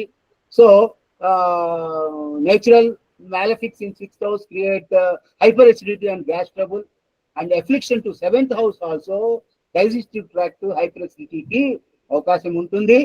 8th house telusu manaki ayushthanam, and అదొక మిథ్యా place, మాయా place. So sudden గా some disease may occur if 8th house is afflicted. 12th house hospitalization, that Malathi madam చెప్పారు. So 6, 8, 12th houses definitely we'll have to take care when we see the condition of a person as far as his health is required. Then recovery ఎప్పుడు వస్తుంది? ఆ మహర్దశ అంతర్దశ బాగలేనప్పుడు disease వస్తుంది. Recovery Saturn కానీ రాహు కేతు కానీ ఆ దశలు వాళ్ళ వల్ల ఎఫెక్ట్ అయితే మాత్రం native will suffer for considerably A longer period of time, or he will have a chronic disease. Otherwise ఆ దశ గనక అంతర్దశ గనక మారితే definitely when they get a good దశ, that disease gets turned out and he will be saved from the disease and he gets recovered. Alage strong 6th lord leading to favorable upcoming dasha also help us, and Jupiter aspect also help us in recovering of the disease. So sound health ante manaku telusu, strong lagna, benefits in trainees and quadrants, placement of lord of the 6th house or magic planets in 6th house, Saturn in 8th house, strong lord in 8th house, unaffected moon. These are the causes of the sound health. So very in a nutshell I am trying to put what is the planetary conditions and aspects. So as Malati madam said, a doctor can do the remedial treatment by analyzing the horoscope of the patient to understand which dhatu, which tissue is affected and which dosha is prominent in him. Identifying them, he can make a good diagnosis basing on follow a better method of treatment for early cure. So this is what I wanted to conclude. Astoma Sadhamaya, Tamasoma Datukumaya, Vishwarma, Amritangamaya, Om Shanti Shanti Shanti. నాకు ఈ అవకాశం ఇచ్చిన కమలాకృష్ణ గారికి, సోమనాథ్ శాస్త్రి గారికి, మాలతి గారికి నా కృతజ్ఞతలు. Thank you very much. Thank you sir, excellent గా ఉంది మీరు చెప్పింది. ఈ గ్రూప్ లో పెడితే నోట్ చేసుకోవడానికి మాకు చాలా మంచి అవకాశం ఇది. Thank you sir. Thank you very much. I'm stopping sharing. నేను ఒక్క ముక్క జోడిస్తాను మీరు చెప్పిన దానికి మూర్తి గారు. అయ్యా తప్పకుండా. మీరు ఇచ్చిన వివరణ, మీరు ఎక్స్ప్లెయిన్ చేసేంత చాలా చాలా బాగుందండి. చాలా బాగా చెప్పారు మొదటి నుంచి చివరి వరకు. ఆయుర్వేద మూలలని తీసుకొని దానిని మన శరీర తత్వానికి, శరీర లక్షణానికి అన్నిటికీ అన్వయిస్తూ మీరు చెప్పిన విధానం చాలా బాగుంది. చివరిలో మీరు హారోస్కోప్ ఎనాలిసిస్ ఎలా చెయ్యాలి, ఆరోగ్య సంబంధిత విషయాలని ఎలా చూడాలి అనేది మీరు ఒక ఎక్స్ప్లెనేషన్ ఇచ్చారు. షష్టమ భావము, అష్టమ భావము, ద్వాదశం ఈ మూడింటిని తీసుకుని లగ్నము, లగ్నాధిపతి ఆ రిలేషన్షిప్ ఎలా ఉంది చంద్రుడితో, ఎక్కడున్నారు. మీరు చెప్పింది కరెక్ట్ టు ద పాయింట్. అయితే ప్రాక్టికల్ గా చూసినప్పుడు మనం మరొక విషయాన్ని మనం దృష్టిలో పెట్టుకోవాలి. అదేమిటంటే నవాంశ. షష్టమ భావంలో ఉన్న గ్రహాలు షష్టమ భావాధిపతి నవాంశలో ఎలా ఉన్నారో చూడాలి. నవాంశలో వాటి స్థితి బాగుంటే జన్మ కుండలిలో మీకు షష్టమ భావములో దుష్టగ్రహాలు ఉన్నా, ఆ దుష్టగ్రహాల స్థితి బాగలేకుండా ఉన్నా, అనారోగ్య సూచన ఉన్నప్పటికీ నవాంశలో వాటి స్థితి బాగుంటే ఈ అనారోగ్య సమస్య చాలా వరకు తగ్గుతుంది. ఇది నేను కొన్ని డజన్ల హారోస్కోప్స్ లో చూశాను. ఇది కొన్ని డజన్లు, ఒకటి కాదు, రెండు కాదు. మనకి నవాంశ అనేది తీసుకోకుండా అసలు మన హారోస్కోప్ పరిశీలన అనేది ఉండదు. ఆ నవాంశ చాలా ముఖ్యము. షష్టమము మన జన్మకుండలిలో సరిగా లేదు అనుకోగానే మనం ఇమీడియట్ గా నవాంశం చూడాలి. నవాంశలో కనుక ఈ గ్రహస్థితి బాగుంటే ఆరోగ్య సమస్య అంత ఎక్కువగా ఉండదు. అదే కుండలిలో అంతా షష్టమం అంతా బాగుంది, ఆరోగ్యం బాగుంది మనం అనుకున్నా, అదే నవాంశలో సరిగా లేకపోతే ఏదో రకమైన ఆరోగ్య సమస్య చిన్న చితగా వేధిస్తూనే ఉంటాయి. జన్మకుండలి, నవాంశ రెండు చోట్ల కూడా ఈ దుష్టగ్రహ స్థితి ఏమీ బాగలేకపోతే ఆ వ్యక్తికి తీవ్రమైన అనారోగ్య సమస్యలు ఉండే అవకాశం ముఖ్యంగా ఆ గ్రహ దశ నడుస్తున్నప్పుడు జరుగుతుంది. నేను ఎన్నో జాతకాల్లో ఇది పరిశీలించాను. ఈ విషయాన్ని మీతో పంచుకుంటున్నాను అంటే చెప్పగలను. రవీంద్రనాథ్ గారు నమస్కారం అండి. మీరు చెప్పింది చాలా బాగుంది. ఇది కాకుండా ఇంకా ద్రేకాణము, ద్వాదశాంశ ఇంకా చాలా చూడవలసి ఉంటుంది వైద్య సూక్ష్మానికి వెళ్ళిన కొద్దిను. అంటే ఒక జాతక చక్రమే కాకుండాను ఇప్పుడు చాలా మంది ఉన్నారు కనుక మనం ఇంకా మాట్లాడవలసిన వాళ్ళు కూడా చాలా మంది ఉన్నారు కనుక ఇంకా ముందుకెళ్దామనే ఉద్దేశంతో విరజ గారు మాట్లాడుతున్నారు. విరజ గారు. ఎస్, ధనంజయ్ వెయిట్ చేసినట్లున్నారు. ధనంజయ్, నేను మాట్లాడినా తక్కువ సేపులోనే ముగించేస్తాను, లేదా మీరు మాట్లాడండి. తప్ప పర్వాలేదు, మాట్లాడండి. థ్యాంక్ యూ, ధన్యవాదాలు. Thank you. మేడం, ఒక చిన్న రిక్వెస్ట్ మేడం.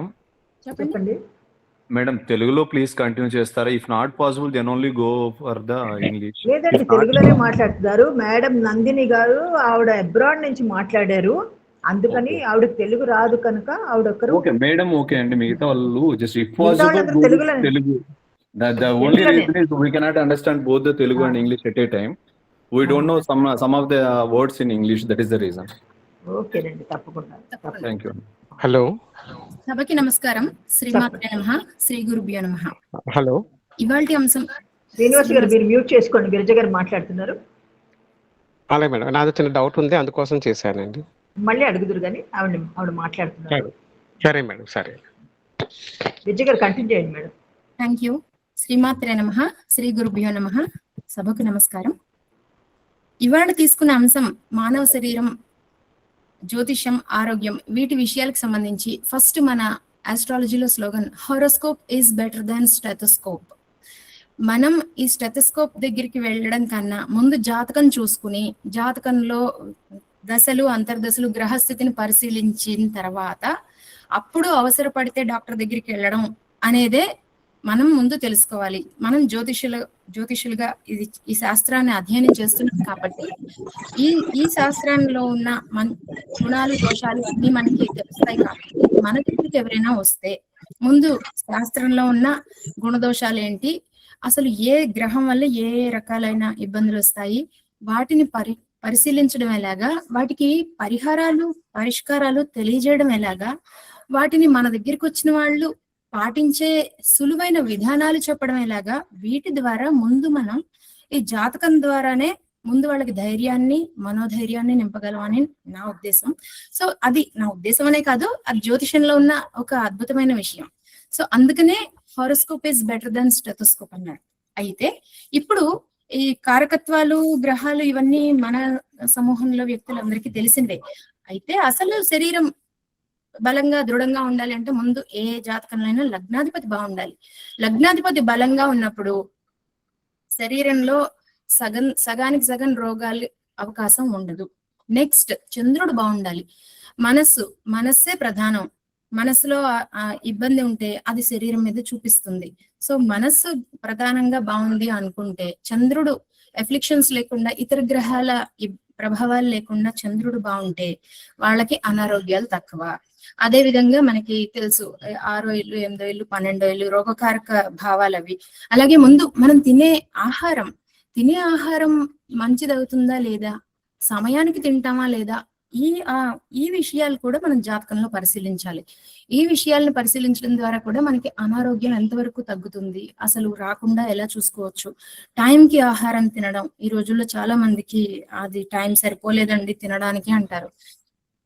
సంపాదించేది తిని బతకడానికి అనే సింపుల్ కాన్సెప్ట్ ని, లాజిక్ ని మిస్ అవుతూ తినడానికి కూడా టైం లేదు అని సమయాన్ని గడుపుతున్నారు ఇప్పుడున్న జనాలందరూ. అందులో సగం మంది మనం కూడా వస్తాము, అది పక్కన పెడదాం. సో టైంకి తినడం అనేది ఎంతో ఇంపార్టెంట్. అలాగే పూర్వం ఏదైనా ఇబ్బంది వస్తే లంకణం పరమౌషధం అనేవారు. అంటే ఫాస్టింగ్, ఉపవాసం, మితంగా తినడం అనేది ఒక ఆరోగ్య ప్రక్రియ. దాన్ని కూడా మనం ఫాలో అవ్వాలి.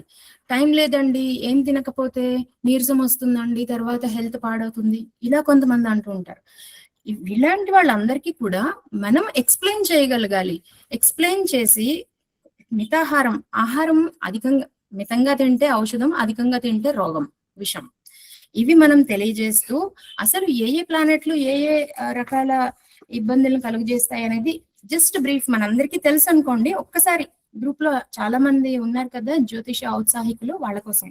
ఇప్పుడు రవి తీసుకున్నాం అనుకోండి, హృదయానికి, హార్ట్, ప్రసరణ వ్యవస్థకి, ఇంకా ఇతర వ్యవస్థలు. ఎందుకంటే రవి గ్రహరాజు కదా, ఓవరాల్ బాడీ కేర్ అనేది తెలుస్తుంది. అలాగే చంద్రుడు మనస్సుకి, ఇంద్రియాలకి, జీర్ణ ప్రక్రియకి, ఆహార స్వీకరణకి, వీటికి అధిపతి. అలాగే కుజుడు శరీరంలో ఎముకలు, కండరాలు, రక్తం, వీటికి బోన్ మ్యారో, మజ్జ, వీటి దంతాలు మొదలైన గట్టిపడడానికి కుజుడు. అలాగే బుధుడు నరాల వ్యవస్థ, నరాలకి స్పందనలు, అంటే మనం ఇచ్చే దేనికైనా రెస్పాన్స్, వాటికి బుధుడు అధిపతి.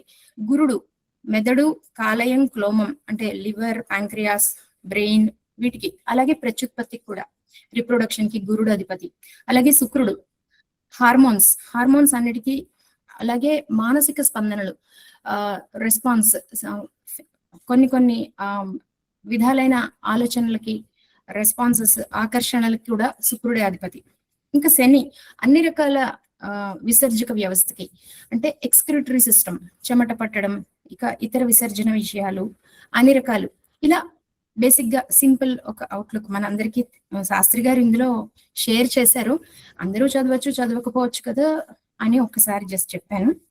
అయితే వీటిలో మన వాళ్ళు ముందుగా మాట్లాడిన స్పీకర్స్ చెప్పినట్లుగా ఈ గ్రహాలన్నిటికీ ప్రాతినిధ్యం వహిస్తూ ఈ రోగాలన్నిటిని మనం తెలుసుకున్నాము. వీటిని నవాంశలో ముందు రాశి చక్రంలో పరిశీలన, నవాంశలో పరిశీలన, అలాగే ద్రేకాణ చక్రంలో పరిశీలన, ఇవన్నీ బాగున్నాయి, చూసాం. అయితే అసలు రోగం ఎందుకు వస్తుంది? మనం ప్రకృతిలో ఉన్నాం. ప్రకృతిలో ఉన్నదేమిటి? పంచభూతాలు, ఆకాశం, జలం, వాయువు, అగ్ని, భూమి. సో ఈ పంచభూతాలు మన శరీరంలో ఉన్నాయి. మన శరీరంలో కూడా అవే పంచభూతాలు ఉన్నాయి. వాయువు, నీరు, అగ్ని, ఆకాశతత్వం. సో ఈ ప్రకృతిలో ఉండే పంచభూతాలకి, మన శరీరంలో ఉండే పంచభూతాలకి ఎప్పుడైతే బ్యాలెన్స్ తప్పుతుందో అప్పుడు మనకి రోగం అనే సూచన కనిపిస్తుంది. ఇప్పుడు వర్షం పడుతుంది అనుకుందాం, ఎగ్జాంపుల్. వర్షం పడినప్పుడు ప్రకృతిలో అదొక మార్పు. ఆ మార్పు ఉన్నప్పుడు అందరికీ జలుబు చేస్తుందా? చేయదు. కొంతమందికి జలుబు చేస్తుంది. వర్షంలో కొంతమంది తడుస్తారు. తడిసినా వాళ్ళకి జలుబు చేయదు. కొంతమంది తడవడానికి ఇష్టపడరు. అది వారి వారి మనస్తత్వం. అంటే వాళ్ళలో ఉన్న ఆ 5 ఎలిమెంట్స్ ఏ రకంగా యాక్ట్ చేస్తాయి, ఎలాంటి స్పందన తీసుకుంటాయి అనే దాన్ని బట్టి ప్రకృతిలో ఉన్న మార్పుకి మన శరీరం అనుగుణంగా మార్పు చెందితే మనం ఆరోగ్యంగా ఉంటాము. ప్రకృతిలో ఉన్న మార్పులకి మన శరీరం అనుకూలంగా మార్పు చెందకపోతే అదే రోగం. మన ఈజీనెస్ మనం లూజ్ అయితే అదే డిసీజ్. సో అందుకని ఎప్పుడు ఆరోగ్యంగా ఉండడానికి ఇప్పుడు రకరకాల థెరపీలు కూడా ఉన్నాయి. బేసిక్ గా జాతకంలో ఏ గ్రహం ఎప్పుడు రోగాన్ని ఇస్తుంది అనేది నడిచే దశాంతర దశల వల్ల కూడా మనకు తెలుస్తుంది. ద్రేకాణ చక్రాల్లో మనకి చాలా విపులంగా శాస్త్రంలో తెలియజేయబడ్డాయి. ద్రేకాణంలో 22వ ద్రేకాణాన్ని ఖర ద్రేకాణం అంటారు, మృత్యు ద్రేకాణం అని కూడా అంటారు. సో వీటిలో ఈ ద్రేకాణాల్లో అంటే 8th హౌస్ లో ఉంటుంది ఆ ద్రేకాణం జనరల్ గా. జాతకంలో అలాంటి ద్రేకాణాల్లో కొన్ని కొన్ని ప్రత్యేకమైన విషయాల్ని శాస్త్రంలో తెలియజేశారు. ఇప్పుడు అవన్నీ తెలియజేసే అవకాశం ఇప్పుడు మనకి టైం సరిపోదు కాబట్టి ఇది ఇంకా ఎక్స్టెండ్ అయినప్పుడు నెక్స్ట్ దాంట్లో కావాలంటే చెప్తాను. అలా ద్రేకాణంలో ఖర ద్రేకాణంలో ఏ ద్రేకాణంలో ఎలాంటి ఇబ్బందులు ఉంటాయి అనేది పక్షుల ద్వారా ఇబ్బంది ఉంటుందా, ప్రాణగండం సర్పాల ద్వారా ఉంటుందా, విషం ద్వారా ఇబ్బంది ఉంటుందా, ఏమైనా జలాశయాల్లో పడిపోవడం వల్ల ఇబ్బందా, లేకపోతే దేని వల్ల ఇబ్బంది, ఇలాంటి డీటెయిల్స్ అన్ని కూడా మనకి జ్యోతిష శాస్త్రంలో ఉన్నాయి. సో అలాంటి వాటి అధ్యయనం వల్ల మనం మన దగ్గరికి వచ్చే జాతకుడికి తప్పకుండా ముందుగానే ఇబ్బందిని సూచించి నివారణ మార్గాలు చెప్పగలుగుతాం. ప్రతి వ్యక్తి కర్మల ద్వారానే కదా గ్రహస్థితి అనేది మన జాతక చక్రంలో ఉంటుంది. ఆ కర్మల్ని తగ్గించుకోవడానికి హోమాలు, జపాలు, శాంతులు, అలాగే ఔషధ స్వీకారం, అలాగే ఇతర మార్గాలు అంటే ప్రాణాయామం, యోగా ఆసనాల ద్వారా, ఇంకా ఈ జమ్ థెరపీ, ప్రాణిక్ హీలింగ్, ప్రకృతి న్యాచురోపతి ట్రీట్మెంట్, ఇలాంటి చాలా రకాల విధానాలు ఉన్నాయి. జ్యోతిషంలో ఏ విధానం ఆ వ్యక్తి యొక్క ఆలోచన విధానానికి సరిపోతుందో ఆ రకమైన మన ఈ నివారణ మార్గాల్ని సూచిస్తే ఆ వ్యక్తి సులువుగా ఫాలో అవ్వగలుగుతాడు. రకరకాల ఎందుకు పెట్టారు, వివిధ రకాల మనస్తత్వాలు ఉన్న మనుషులకి రకరకాలైన పరిహారాలు ఏదో ఒకటి ఫాలో అవుతారు. అందరికీ గుడికి వెళ్ళమంటే నచ్చదు. కొంతమందికి సమాజ సేవ ఇష్టం. సో కొంతమంది సమాజ సేవ నచ్చదు, గుడి పారాయణ అంటే ఇష్టం. కొంతమందికి ఆహార పద్ధతులు నియమంగా పాటించడం ఇష్టం. ఈ వారి వారి మనస్తత్వాలను అనుసరించి మన కర్మ నివారణ మార్గాలు మనకి జ్యోతిషంలో ఉన్నాయి. కాబట్టి ఆ వ్యక్తి యొక్క ఆలోచన విధానాన్ని బట్టి మనం నివారణ మార్గాలు సూచిస్తూ ముందు నుంచి వాళ్ళకి నివారణ మార్గాలని అంటే ఈ రెమెడీస్ ని చేయిస్తూ ఉంటే అనారోగ్యం అనేది తప్పకుండా తగ్గుతుంది. కొన్ని సందర్భాల్లో పూర్తిగా నయమయ్యేలాగా ఉంటుంది, ఇబ్బంది రాదు. అలానే జాతకంలో దేన్ని పూర్తిగా వైపౌట్ చేయలేం కాబట్టి పూర్తిగా ఇబ్బందిని తొలగించే పరిస్థితి కొన్ని సందర్భాల్లో ఉండదు. దాన్ని చాలా పెద్ద ఇబ్బందిని సూచనప్రాయంగా ఉండే ఇబ్బందిగా మార్చడంలో జ్యోతిషం పూర్తిగా ఉపయోగపడుతుంది అనడంలో సందేహం లేదు. తప్పకుండా horoscope is better than stethoscope. So ఈ అవకాశాన్ని నాకు ఇచ్చిన జ్యోతిర్వాణి సమూహానికి ధన్యవాదాలు. ఉంటాను.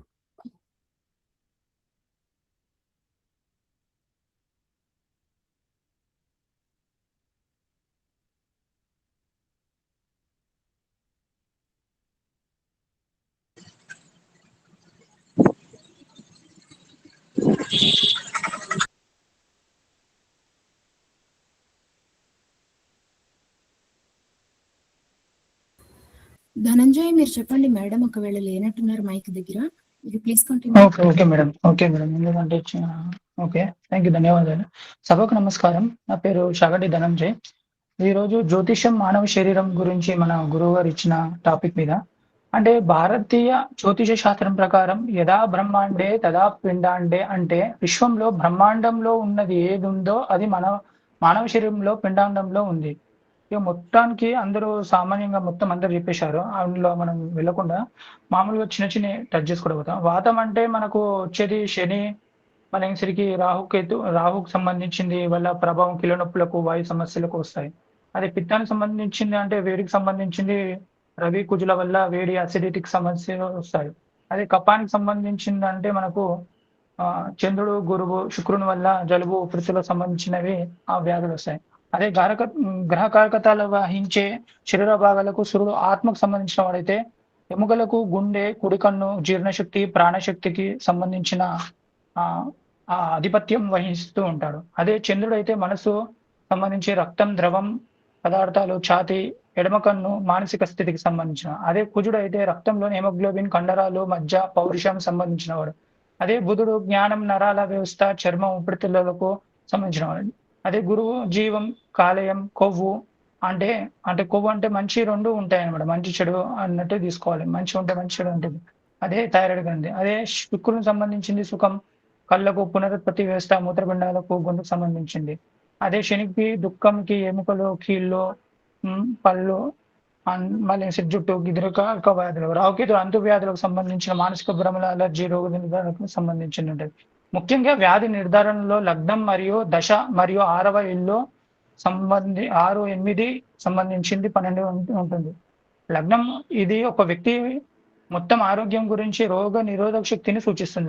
లగ్నాధిపతి బలంగా ఉంటే ఆరోగ్యం బాగుంటుంది. 8వ ఇల్లు దీర్ఘకాలిక వ్యాధులకు, ఆయుష్, 12వ ఇల్లు ఆసుపత్రి ఖర్చులు, నిద్రలేమి ఇవన్నిటికీ సూచిస్తుంది. జ్యోతిష శాస్త్రంలో వైద్యం ఒకదానికొకటి పూర్వకాల జ్యోతిష చక్రం ద్వారా రాబోయే అనారోగ్యాలను ముందుగానే గుర్తించి తగిన జాగ్రత్తలు తీసుకోవడం ద్వారా ఆరోగ్యమే మహాభాగ్యం అనే సూక్తిని నిజం చేసుకోవచ్చు. షడ్ రసాలు గ్రహాల రుచిని బట్టి వ్యాధి గుర్తింపు. మన పూర్వీకులు ఒక వ్యక్తికి ఏ గ్రహం బలహీనంగా ఉందో వారు ఇష్టపడే లేదా అసహించుకునే రుచిని బట్టి చెప్పేవారు. కారం ఎక్కువగా తినాలి అనిపిస్తే సూర్యుడు బలహీనంగా ఉండని, అది జీర్ణశక్తిపై దెబ్బ తీస్తుందని అర్థం.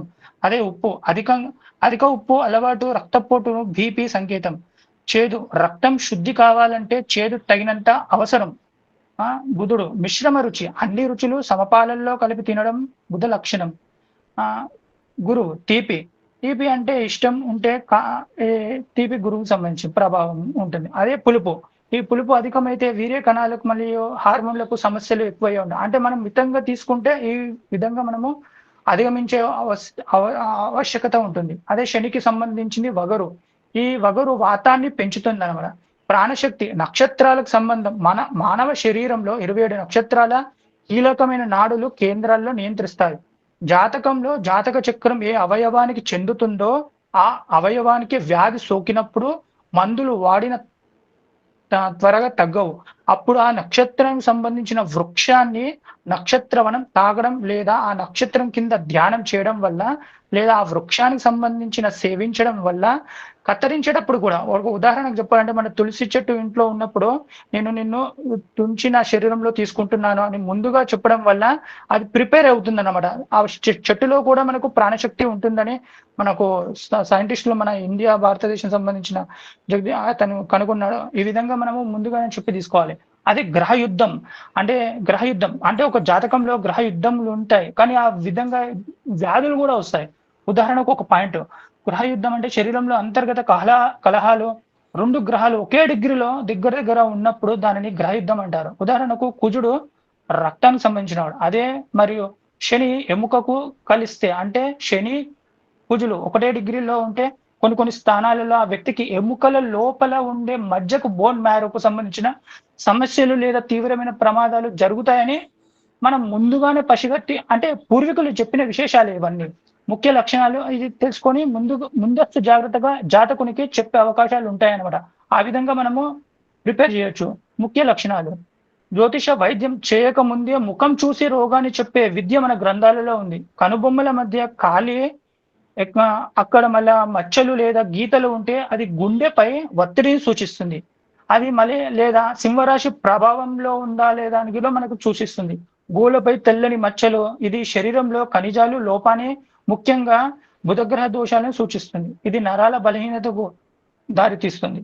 మళ్ళీ తిథి మరియు అనారోగ్య, తిథి ఏ తిథి నాడు మొదలైందో దాన్ని బట్టి అది ఎంతకాలం ఉంటుందో చెప్పవచ్చు. చెప్పినారు కూడా మన పూర్వీకులు. చవితి, నవమి, చతుర్దశి, రిక్త తిథి, ఈ తిథుల్లో మొదలైన వ్యాధులు త్వరగా తగ్గవు అంటారు. శస్త్రచికిత్సలు కూడా ఈ రోజుల్లో చేయడం ప్రమాదకరమని శాస్త్రం చెబుతుంది. అమావాస్య, చంద్రుడు బలహీనంగా ఉండే ఈ రోజున మానసిక రోగులు సమస్యలు పెరుగుతాయి. దీన్నే ఆ లూనిటిక్ అనే పదం చంద్రుని నుంచే వచ్చింది. ఒక ఉదాహరణకు మళ్ళీ ఇంకోటి చెప్పాలంటే గడియారపు దిశ. వ్యాధి నివారణ చేయాలంటే మన పూర్వీకులు వ్యాధి నివారణకు ఏ దిక్కులను కూడా వాడేవారు. ఒక వ్యక్తి అనారోగ్యంతో ఉంటే వారి తల ఎప్పుడు తూర్పు వైపు ఉండాలి. దీనివల్ల సూర్యశక్తి విటాలిటీ శరీరంలోకి ప్రవేశిస్తుంది.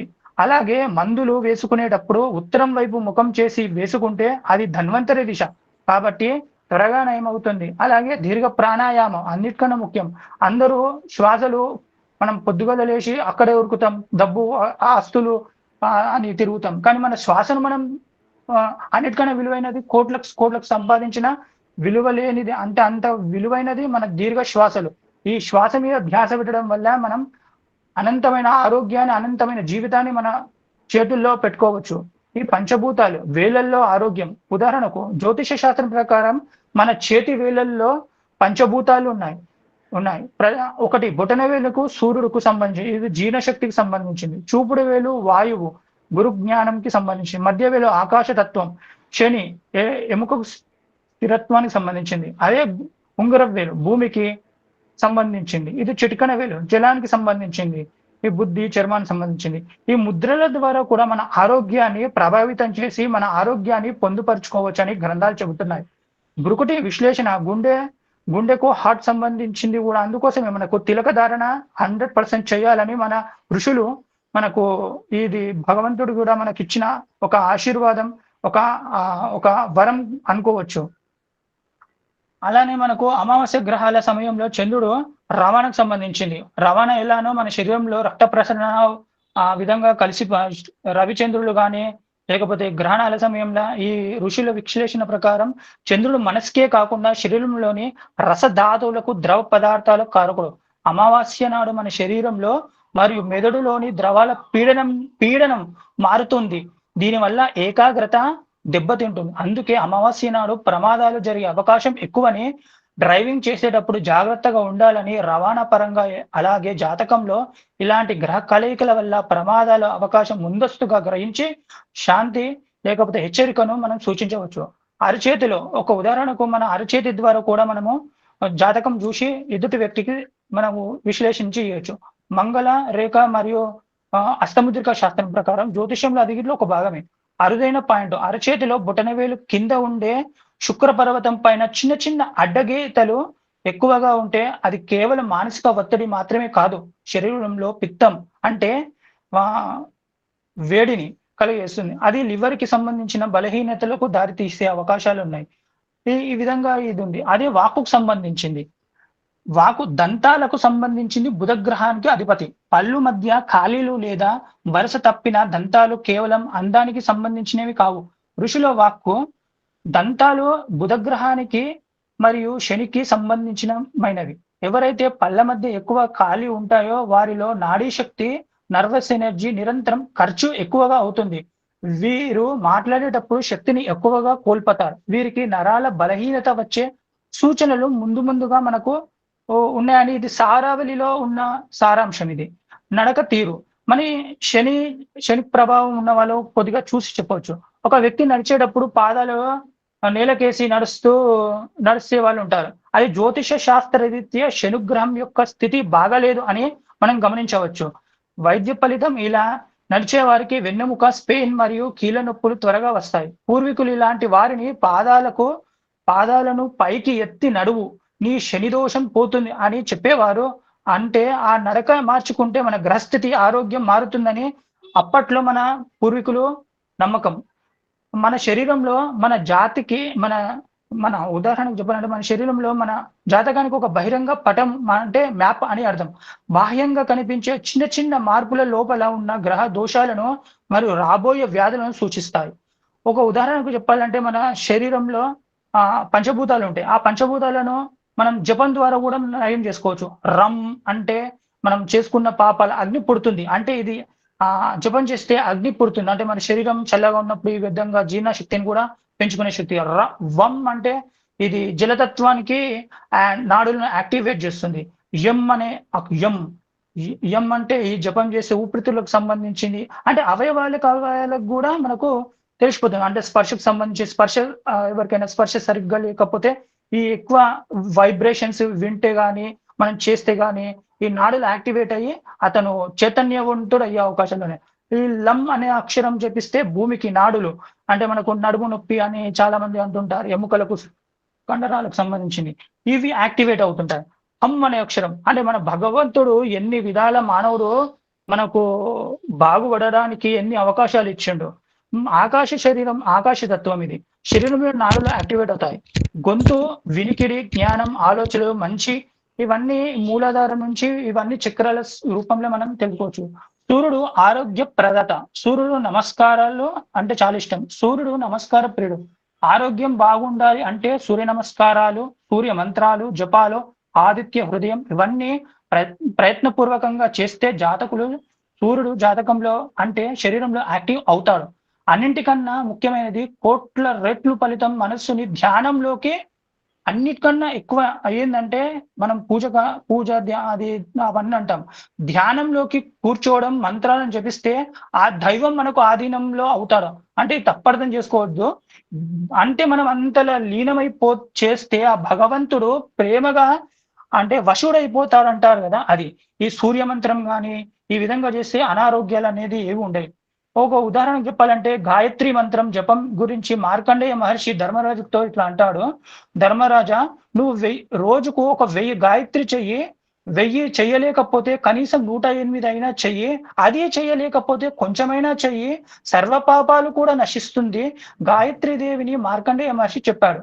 ఇలా చేయడం వల్ల మన శక్తి, జీవం, ఆత్మ సూర్యుని వైపు ప్రయాణిస్తుంది. అలాగే సూర్యశక్తి ఆవాహనం అవుతుంది. ఉదయం సూర్యునికి ఎదురుగా కూర్చొని పాత్రల్లో నీరు ఉండే విధంగా చేసి అలా సూర్యుని చూడాలి. ఆ సూర్యుని డైరెక్ట్ గా సూర్యుని చూడొద్దు, మన కంటికి ఎఫెక్ట్ పడుతుంది. అలా సూర్యుని అందుకోసమే ఈశాన్యంలో మనము చాలా మంది ఏం చేస్తారంటే అది ఒక సైంటిఫిక్ రీజన్ అనమాట. ఆ కిరణాలు, ఆ సూర్యుడు కిరణాలు అందులో వడ్డీ మనం చూడడం వల్ల మన కంటి ఆరోగ్యానికి కూడా చాలా మంచిదన్నమాట. ఆ విధంగా మనకు అనారోగ్యాలు వెళ్ళిపోతాయి. అదే గోధుమలకు జాతకుని చుట్టూ అంటే ఏమైనా దోషాలు ఉన్నప్పుడు అతని చుట్టూ తిప్పి ఇతర అంటే మన పక్షులకు కానీ వివిధ జంతువులకు కానీ పక్షులకు ఇది వేస్తే రోగం అనేది బయటకు వెళ్ళిపోతుంది.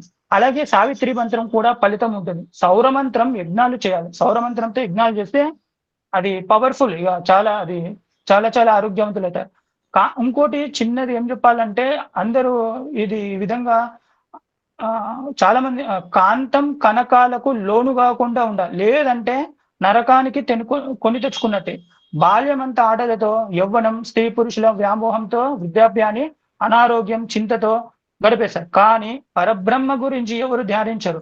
మనిషికి ఆధ్యాత్మిక ఆనందాన్ని మించిన నది మరొకటి లేదు. మన శరీరంలో జ్ఞానం అనే అమూల్యమైన రత్నాన్ని దొంగిలించడానికి కామ, క్రోధ, లోభ, మదమాశ్చర్యాల అనే ఈ దొంగలు పొంచి ఉంటారు. అందువల్ల జాగ్రత్తగా ఉండాలి అని ఆదిశంకరాచార్యుడు మనకు ముందుగానే హెచ్చరించాడు. శ్వాస ఇది 100% మనం అందరము గ్రహించి 10 మందికి ఉపయోగించుకోవాలా చేయాలి. శ్వాస గమనం ఇది మన నాసికా రంధ్రాల నుండి వచ్చే శ్వాసకు గ్రహాలకు అవినాభావ సంబంధం ఉంది. నిగూఢ పాయింట్. కుడి ముక్కు రంధ్రం ద్వారా శ్వాస నడుస్తున్నప్పుడు సూర్యనాడి అని, అది అంటే ఇప్పుడు సూర్యనాడి అంటే ఇప్పుడు మనకు సూర్యుడు ప్రభావంలో ఉంటుంది. అలాగే ఎడమ ముక్కు ద్వారా శ్వాస నడుస్తున్నప్పుడు చంద్రనాడిలో అనే ఉంటుంది. అంటే చంద్రనాడికి సంబంధించింది చంద్రుడు, శుక్రుడు, గురువు ప్రభావంలో ఉంటుంది. ఇది వైద్య రహస్యం. ఒక వ్యక్తికి జ్వరం వచ్చినప్పుడు వారి శ్వాసను గమనిస్తే అది ఎక్కువగా కుడి ముక్కు ద్వారానే సాగుతుంది. ఆ సమయంలో బలవంతంగా ఎడమ ముక్కు ద్వారా శ్వాసను తీసుకునేలా చంద్రనాడిని ఉత్తేజం చేస్తే గ్రహాల ఉష్ణత తగ్గి జ్వరం త్వరగా తగ్గుతుందని సర్వశాస్త్రం చెబుతుంది. అలాగే పడుకునేటప్పుడు ఎడమ వైపు తిరిగి పడుకుంటే గుండె ఆరోగ్యం బలంగా ఉంటుంది. ఇంకోటి నాభి సంబంధించింది బొడ్డు, శరీరం కేంద్రంకి సంబంధించింది ఉంది. రాహు జ్యోతిష్య రీత్యా నాభి భాగానికి రాహు అధిపతి. సాధారణంగా పొత్తి కడుపు భాగానికి కన్యారాశి బుధుడు అధిపతి అయినప్పటికీ నాభికి సంబంధించిన రాహు పాత్ర చాలా కీలకం. ఎందుకంటే నాభి మరియు రాహు సంబంధం నిగూఢ కారణం. విషమ మరియు వాయువు. రాహు వాయుతత్వ గ్రహం మరియు విషం అంటే టాక్సిన్స్ కారకుడు. శరీరంలో గ్యాసు వాయువు సమస్యలు తలెత్తినప్పుడు అది నాభి చుట్టూ కేంద్రీకృతమై ఉంటుంది. నాభి స్థానం తప్పితే శరీరంలో వాత పిత్త కఫ దోషాలు అన్ని అదుపులో తప్పుతాయి. దీన్నే జ్యోతిష్య పరిభాషలో రాహు ప్రభావం అంటారు. కేంద్ర బిందువు. రాహువు మన శరీరంలో కోరికలను మాయకారకుడు. శిశువు తల్లి గర్భంలో ఉన్నప్పుడు బొడ్డు తాడు ద్వారానే ఆహారాన్ని శక్తిని పొందుతుంది. ఆ తాడును కత్తిరించిన తర్వాత ఏర్పడే నాభి మన గత జన్మలను కర్మలకు రాహుకేతుల ప్రభావం ఒక ముద్ర వంటిదని నాడీ గ్రంథం చెబుతుంది. నిజానికి నాభి ప్రాంతంపై కేవలం రాహు మాత్రమే కాదు, రవి సంబంధం కూడా ఉంటుంది. కానీ రవి నాభి వెనుక భాగాన అంటే మణిపూరక చక్రం ఉంటుంది. దీని అధిపతి అగ్ని తత్వమైన రవి. మన జీర్ణశక్తికి జఠరాగ్ని ఇక్కడే ఉంటుంది. ఒకవేళ నాభి వద్ద పల్స్ కొట్టుకోవడం సరిగ్గా లేకపోతే రవి బలహీనంగా ఉందని అర్థం. గురువు పొత్తి కడుపులో ఉండే కొవ్వు మరియు జీర్ణ వ్యవస్థ విస్తరణకు గురువు కారకుడు. నాభి చుట్టూ అధికంగా కొవ్వు పెరుకుపోవడం గురువు గ్రహ దోషాన్ని సూచిస్తుంది. నిగూఢ పరిహారం. రాహువు వల్ల కలిగే నాభి సమస్యలకు గ్యాస్, అజీర్ణం, నాభి చలనం పూర్వీకులు ఒక అద్భుతమైన చిట్కా. రాత్రిపూట పడుకునే ముందు నాభిలో 2 చుక్కల నువ్వుల నూనె అంటే రాహు శని శాంతి లేదా గురువు అంటే సూర్యుడు శక్తిని వేయడం వల్ల శరీరంలో 72,000 నాడులు ఉత్తేజమై గ్రహదోషాల వల్ల కలిగే అనారోగ్య సమస్యలు తగ్గిపోయే అవకాశాలు ఉన్నాయి. నిద్రపోయే దిశ. ఒక్క నిమిషం అమ్మా. థ్యాంక్ యూ అండి, ధన్యవాదాలు. మీరు కొంచెం కంక్లూడ్ చేస్తే అందరు మాట్లాడతారు కదమ్మా. థ్యాంక్ యూ అండి, ధన్యవాదాలు. చాలా బాగా చెప్తున్నారండి, కొత్త పాయింట్స్ ఎన్నో చెప్పారు. కంటిన్యూ చేయండి. అమ్మా ఇంకా రాజలక్ష్మి అందరు ఉన్నారు కదమ్మా. ఇది అవసరమైతే నెక్స్ట్ వీక్ కూడా పెట్టుకుందామండి. చాలా మంచి పాయింట్స్ చెప్పారు. ధనంజయ్ గారు చాలా బాగుంది, అద్భుతంగా ఉంది మీ స్పీచ్. మీరు ఇది ఒక వ్యాసం రాసిస్తే మన జ్యోతిర్వాణికి చాలా బాగుంటుందండి. చాలా మంచి పాయింట్స్ చెప్పారు. రుచులు చెప్పారు, సాముద్రికం చెప్పారు, జ్యోతిష్యం అంతా కలిపి చెప్పారు. చాలా చాలా చాలా బాగుందండి. ఆయుర్వేదం చెప్పారు, యోగాలు చెప్పారు. చాలా బాగుంది, చాలా సంతోషం అండి, చాలా బాగుంది మీ స్పీచ్. విరజ గారికి ఇందాక ధన్యవాదాలు చెప్పగలిగా. నా తల్లిదండ్రుల ఆశీర్వాదం, మీ అందరి ఆశీర్వాదం. ఇందాక విరజ గారు ధన్యవాదాలండి, చాలా బాగుంది మీ స్పీచ్. ఇందాక నేను పొరపాటు మ్యూట్ లో ఉండి ధనంజయ్ గారిని పిలుస్తున్నాను, నేను మ్యూట్ లో ఉన్నాను, చూసుకోలేదు. సరే, ఇప్పుడు శ్రీనివాస్ గారు రాజలక్ష్మి గారా ఎవరు ముందుకు వస్తున్నారు? ఇందాకంటే శ్రీనివాస్ గారు కూడా చేయెత్తే ఉన్నారు. శ్రీనివాస్ గారు చాలా సేపు చేయెత్తున్నారు. శ్రీనివాస్ గారు. జ్యోతిర్వాణి సభ నమస్కరిస్తూ, గురువులకి స్నేహితులకి నమస్కరిస్తూ, మీరు ఈరోజు ఇచ్చే టాపిక్లో చూస్తే కనుక నాది చిన్న మనవండి. దయచేసి ఎవరు కూడా మనసు నొప్పించడానికి నేను మాట్లాడట్లేదండి. సాధ్యమైన బట్టి కింద పిఎస్ గారు ఇంగ్లీష్లోనే రిపీట్ చేశారు. దాన్ని తెలుగులో చెబితే అందరికీ స్పష్టంగా అర్థమవుతుందని చెప్పే విషయాన్ని మీ ముందు ఉంచుతున్నాను. మరొక విషయం ఏమిటంటే, ఇందాక ధనుంజయ్ గారు చెప్పింది బాగానే ఉంది. కాకపోతే ఏమిటంటే అన్ని విషయాలు కలిపి ఒకసారి చెప్పేస్తే వినే వాళ్ళు అండర్స్టాండ్ చేసుకోవడం కష్టంగా ఉంటుందండి. మనకి ఏ టాపిక్ ఉంటుందో దాన్ని చెబితేనే మంచిదని నా మనవి. తర్వాత మీరు ఏమన్నా దీని విషయం గురించి మాట్లాడుతుంటే సరే, లేకపోతే కమెంట్స్ తర్వాత మాట్లాడుకుందాం, మనం ఇప్పుడు కాదు. అదే మేడం, ఒక పాయింట్ చెప్పి నేను ఆపేస్తానండి. తర్వాత ఏంటంటే రిపీట్ అయింది మళ్ళీ చెప్పకుండా కొత్త విషయాలు చెబితే మంచిదని నా మనవి. ధన్యవాదాలు. అన్ని కొత్త విషయాలే చెప్పారండి ధనంజయ్ గారు, ప్రతిదీ కొత్త విషయమే చెప్పారు, ఏది రిపీట్ చేయలేదు. సరే, మీరు ఒకసారి ఆలోచించండి మేడం, ఉంటాను. రాజలక్ష్మి గారు డిస్టర్బ్ చేశారు, ఆయన ఫ్లోబో కొట్టారు. చాలా బాగా మాట్లాడుతున్నారు ధనంజయ గారు, చాలా కష్టపడి మాట్లాడుతున్నాడు, వినడానికి ఓపిక లేకపోతే ఎట్లా? రాజలక్ష్మి గారు మాట్లాడతారా? నమస్కారం అండి, పెద్దలకి గురువులకి అందరికీ నా నమస్కారం. ధనంజయ్ గారిని అనవసరంగా ఆపేసామేమోనని నేను ముందు మళ్ళీ హ్యాండ్ రైజ్ చేసిన దాన్ని దింపేశాను, ఎందుకంటే తర్వాత మాట్లాడుకోవచ్చు కదా అని. ఆయన చాలా బాగా చెప్తున్నారు, ఎందుకంటే మనకు అది ఫస్ట్ అది కావాలి. రోగానికి అడగడానికి వచ్చిన వాళ్ళది ఆయన చెప్పినట్టు ఆ రోగి లక్షణాలు అవి చూడడం అనేది అది చాలా ఇంపార్టెంట్ అన్నమాట. ఎవరి సెంటెన్స్ రీజనబుల్ సెంటెన్స్ ప్రిపేర్డ్, మంచిగా కరెక్ట్ మాట్లాడుతున్నాడు, చాలా బాగా చెప్తున్నారు. ఆయన్ని నాకు తెలిసి ఆయన్ని కంటిన్యూ చేస్తానంటే చేయనివ్వండి, నేను నెక్స్ట్ వీక్ అయినా మాట్లాడొచ్చు. ఒకటే గానీ ఫ్లో పోగొట్టకుండా కంక్లూడ్ చేయండి. ధనంజయ్ గారు ఇంకా మాట్లాడతారా మీరు? హలో, ధనంజయ్ గారు ఉన్నారా? ఓకే, నాగకుమారి గారు మీరు మాట్లాడతారా? అమ్మ రాజలక్ష్మి మేడం మాట్లాడమనండి, నేను తర్వాత మాట్లాడతాను. అలాగేనండి, సరే. నమస్కారం అండి, సభకి నమస్కారం. అయితే ఈ రోజు ఎక్కువ మాట్లాడాల్సింది ఏమీ లేదు, ఎందుకంటే ఆల్మోస్ట్ మాలతి గారి దగ్గర నుంచి మూర్తి గారు, విరజ గారు, ధనంజయ్ గారు అసలు అందరూ అన్ని చెప్పారు. సోమయ్య శాస్త్రి గారు అయితే మొత్తం నోట్స్ ఇచ్చారు. సో మనకి మళ్ళీ నేను అవన్నీ రిపీట్ చేసి టైం వేస్ట్ చేయను. సో ఫస్ట్ మనం ఏంటంటే ఈ శరీరం కానీ జ్యోతిష్యం కానీ మన రోగాల గురించి మనం ఏ విధంగా మనం తెలుసుకోవాలి, ఫస్ట్ అయితే జ్యోతిష్కులు తెలుసుకునే విధానం ఏంటి, అది మనం దాని మీద వర్క్ చేసుకుని వాళ్ళు వచ్చిన దాన్ని బట్టి నాకు తెలిసైతే చాలా వరకు రోగం ఎప్పుడు వచ్చింది అనేది చాలా మందికి తెలియదు, ఎప్పుడు పుట్టింది అనేది మనకు తెలియదు. ఆ తర్వాత ఏంటంటే అది ఆ రోగం ఏ టైంలో స్టార్ట్ అయింది అనేది తెలియనప్పుడు ఆ రోగానికి సంబంధించి మనం ఏమి అంటే లగ్నాలు అవి తీసుకోలేం. మామూలుగా ఆ వ్యక్తి యొక్క జాతకాన్ని బట్టి మనం అయితే చూసుకోగలం.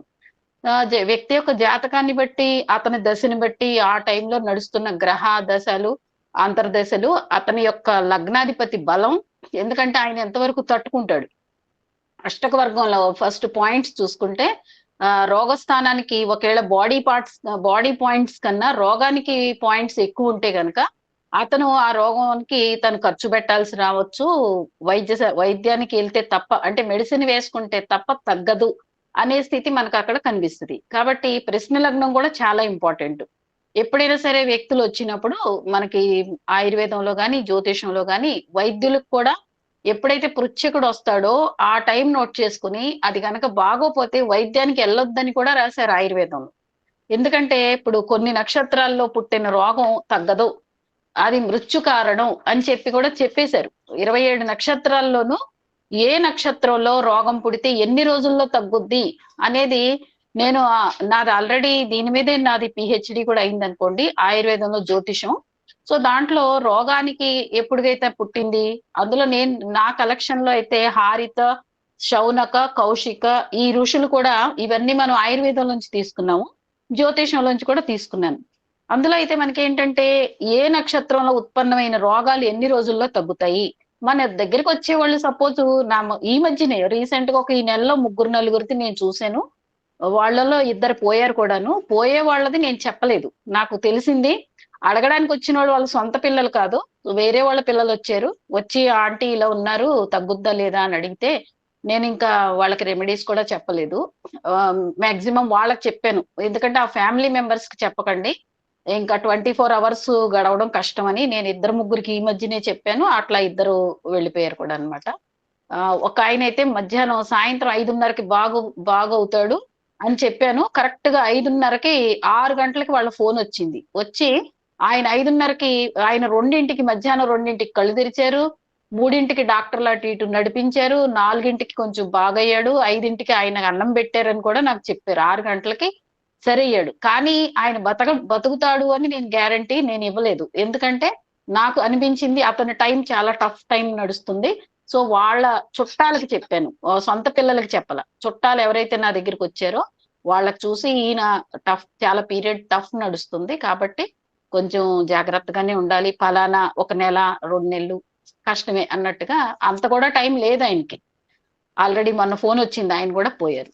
అంటే ఆ రోజు చెప్పినప్పుడు 5:15కి నేను చెప్పినప్పుడు 5:30కి లేచి భోజనం కూడా చేశారు ఆయన.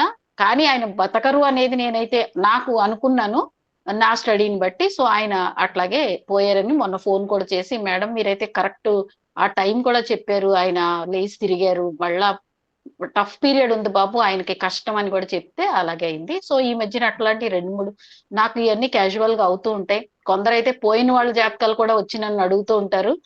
వాళ్ళు పోయారని కూడా నేను 2-3కి చెప్పాను, ఆ బాబు వీళ్ళు లేరు ఇక్కడ, మీరు అడుగుతున్నారు కానీ నాకైతే కనిపించట్లేదు ఆ వ్యక్తులు అని చెప్తే 2-3 కరోనా టైంలోనే నా టెస్ట్ తీసుకోవడానికి కూడా 2-3 అట్లాగే జరిగినాయి అనమాట. సో అట్లా మనం ఏంటంటే ప్రశ్నలు, మనకి వచ్చే ప్రశ్నలు ఫస్ట్ మనం ఎలా ఫేస్ చేయాలి. రోగాలు వస్తాయి, ప్రతి మనిషి బాడీ తయారైంది అంటేనే రోగాలు. ఇప్పుడు ఒక మిషన్ తయారైంది అనుకోండి, దానికి రిపేర్ కూడా ఏ పార్ట్కి ఏదోటి పాడవుద్ది అనేది మనకి అండర్స్టూడ్ అది. సో బాడీకి కూడా అంతే. కాకపోతే ఎవరి బాడీ టైప్ ఏ టైపు వాళ్ళకి ఎట్లాంటి రోగాలు వస్తాయి అనేది మనకి ఆచార్యులు ఇచ్చిన ఎన్నో టూల్స్ మన దగ్గర ఉన్నాయి. అవన్నీ తెలుసుకుంటూ ఈ బాడీ ప్రకారం ఇది ఈ లగ్నం, వీళ్ళకి శత్రుగ్రహాలు ఎవరు, అష్టమాధిపతులు ఎవరు, వీళ్ళ వల్ల ఎట్లా, వీళ్ళ దశలు ఎప్పుడు వస్తున్నాయి, వాళ్ళకి ఏ రోగాలు ఎప్పుడు వస్తాయి, ఇవన్నీ కూడా మనం స్టడీ చేసిన దాన్ని బట్టి మనం చెప్పడానికి ఉంటది. అయితే ఈ ప్రశ్న లగ్నం వచ్చేసి ఏమైందంటే ఇది చాలా కష్టమైంది మనకి ఇది. ఎందుకంటే డైరెక్ట్ పేషెంట్ రాడు, పేషెంట్ ఉన్నాడో లేదో కూడా మనకు తెలియదు. వాళ్ళు వేరే వాళ్ళు వస్తారు, అడుగుతారు మనల్ని. ఒక్కొక్కసారి నిజంగా నాకు 2 సార్లు అట్లా జరిగిందనమాట. వచ్చి ఈ అబ్బాయి గురించి చెప్పండి అంటే, నాకు ఆ అబ్బాయి కనబడతలేదు, నిన్న నీ అబ్బాయి నాకు కనబడతలేదు, ఇల్లు వదిలిన వెళ్ళిపోయి ఉండాలి, ఏంటో సంథింగ్ మీతో అయితే లేడు అన్నట్టుగా నేను చెప్తే, అప్పుడు వాళ్ళు అవునండి పోయి 4 రోజులైంది, కరోనాలోనే ఎవరో పక్క బెడ్డోళ్ళు మీ నెంబర్ ఇచ్చారు మాకు, అందుకని మేము వచ్చామని చెప్పారనమాట. సో మనకి ఇట్లాంటి రోజు పరీక్షలు, మన జ్యోతిష్కులకు కూడా ఎన్నో పరీక్షలు ఎదురవుతాయి. మనకు అన్ని తెలుసని అసలు చాలా మనకి ఏమీ తెలియదని అనుకోవాలి మనం. మనకి ఏమీ తెలియదు. వాళ్ళు వచ్చిన దాన్ని బట్టి ఆ దైవం మనకి ఎలా స్ఫురింపజేస్తాడో, ఆ ఇంట్యూషన్ ఏమైనా ఉంటే మనకి ఆయన స్ఫురింపజేస్తారు, ఆయనే మనల్ని కాపాడతారు. ఎందుకంటే మన శాస్త్రం తప్పకుండా మనకి ఆ వాణి దోషం లేకుండా ఆయనే మనల్ని కాపాడతారు. సో మనకి ముందు అది ముఖ్యం. మనం తెలుసుకోవాల్సింది అదే అన్నమాట. మనం చెప్పగలమా, అసలు చెప్పలేమా, మనకు తెలీదు. ఎందుకంటే కానీ ఇట్లా 2-3 అనుభవాలు నాకైతే జరిగినాయి అన్నమాట ఇది వరకు కూడాను. సో ఇప్పుడు కూడా ఏంటంటే మీరు ఎప్పుడైనా సరే కొన్ని నక్షత్రాలు ఉన్నాయి, ఆ నక్షత్రాల్లో గనక రోగం ఎప్పుడు స్టార్ట్ అయిందో ఎవరికి మనకు తెలియదు, కానీ మన దగ్గరికి వచ్చిన ప్రశ్న లగ్నం మనకి ఇంపార్టెంట్. ప్రశ్న లగ్నం మీకు గండమూల నక్షత్రాలు ఏదొచ్చినా కూడా పూర్వ ఫాల్గుని నక్షత్రం నడిస్తే మటుకు ఆ పేషెంట్ బతకడు అని మీరు ఖచ్చితంగా కళ్ళు మూసుకుని మీరు అనుకోవచ్చు. వాళ్ళకి హింట్ ఇవ్వచ్చు మీరు. మనం పోతారని ఎవరికి చెప్పలేము, చెప్పకూడదు.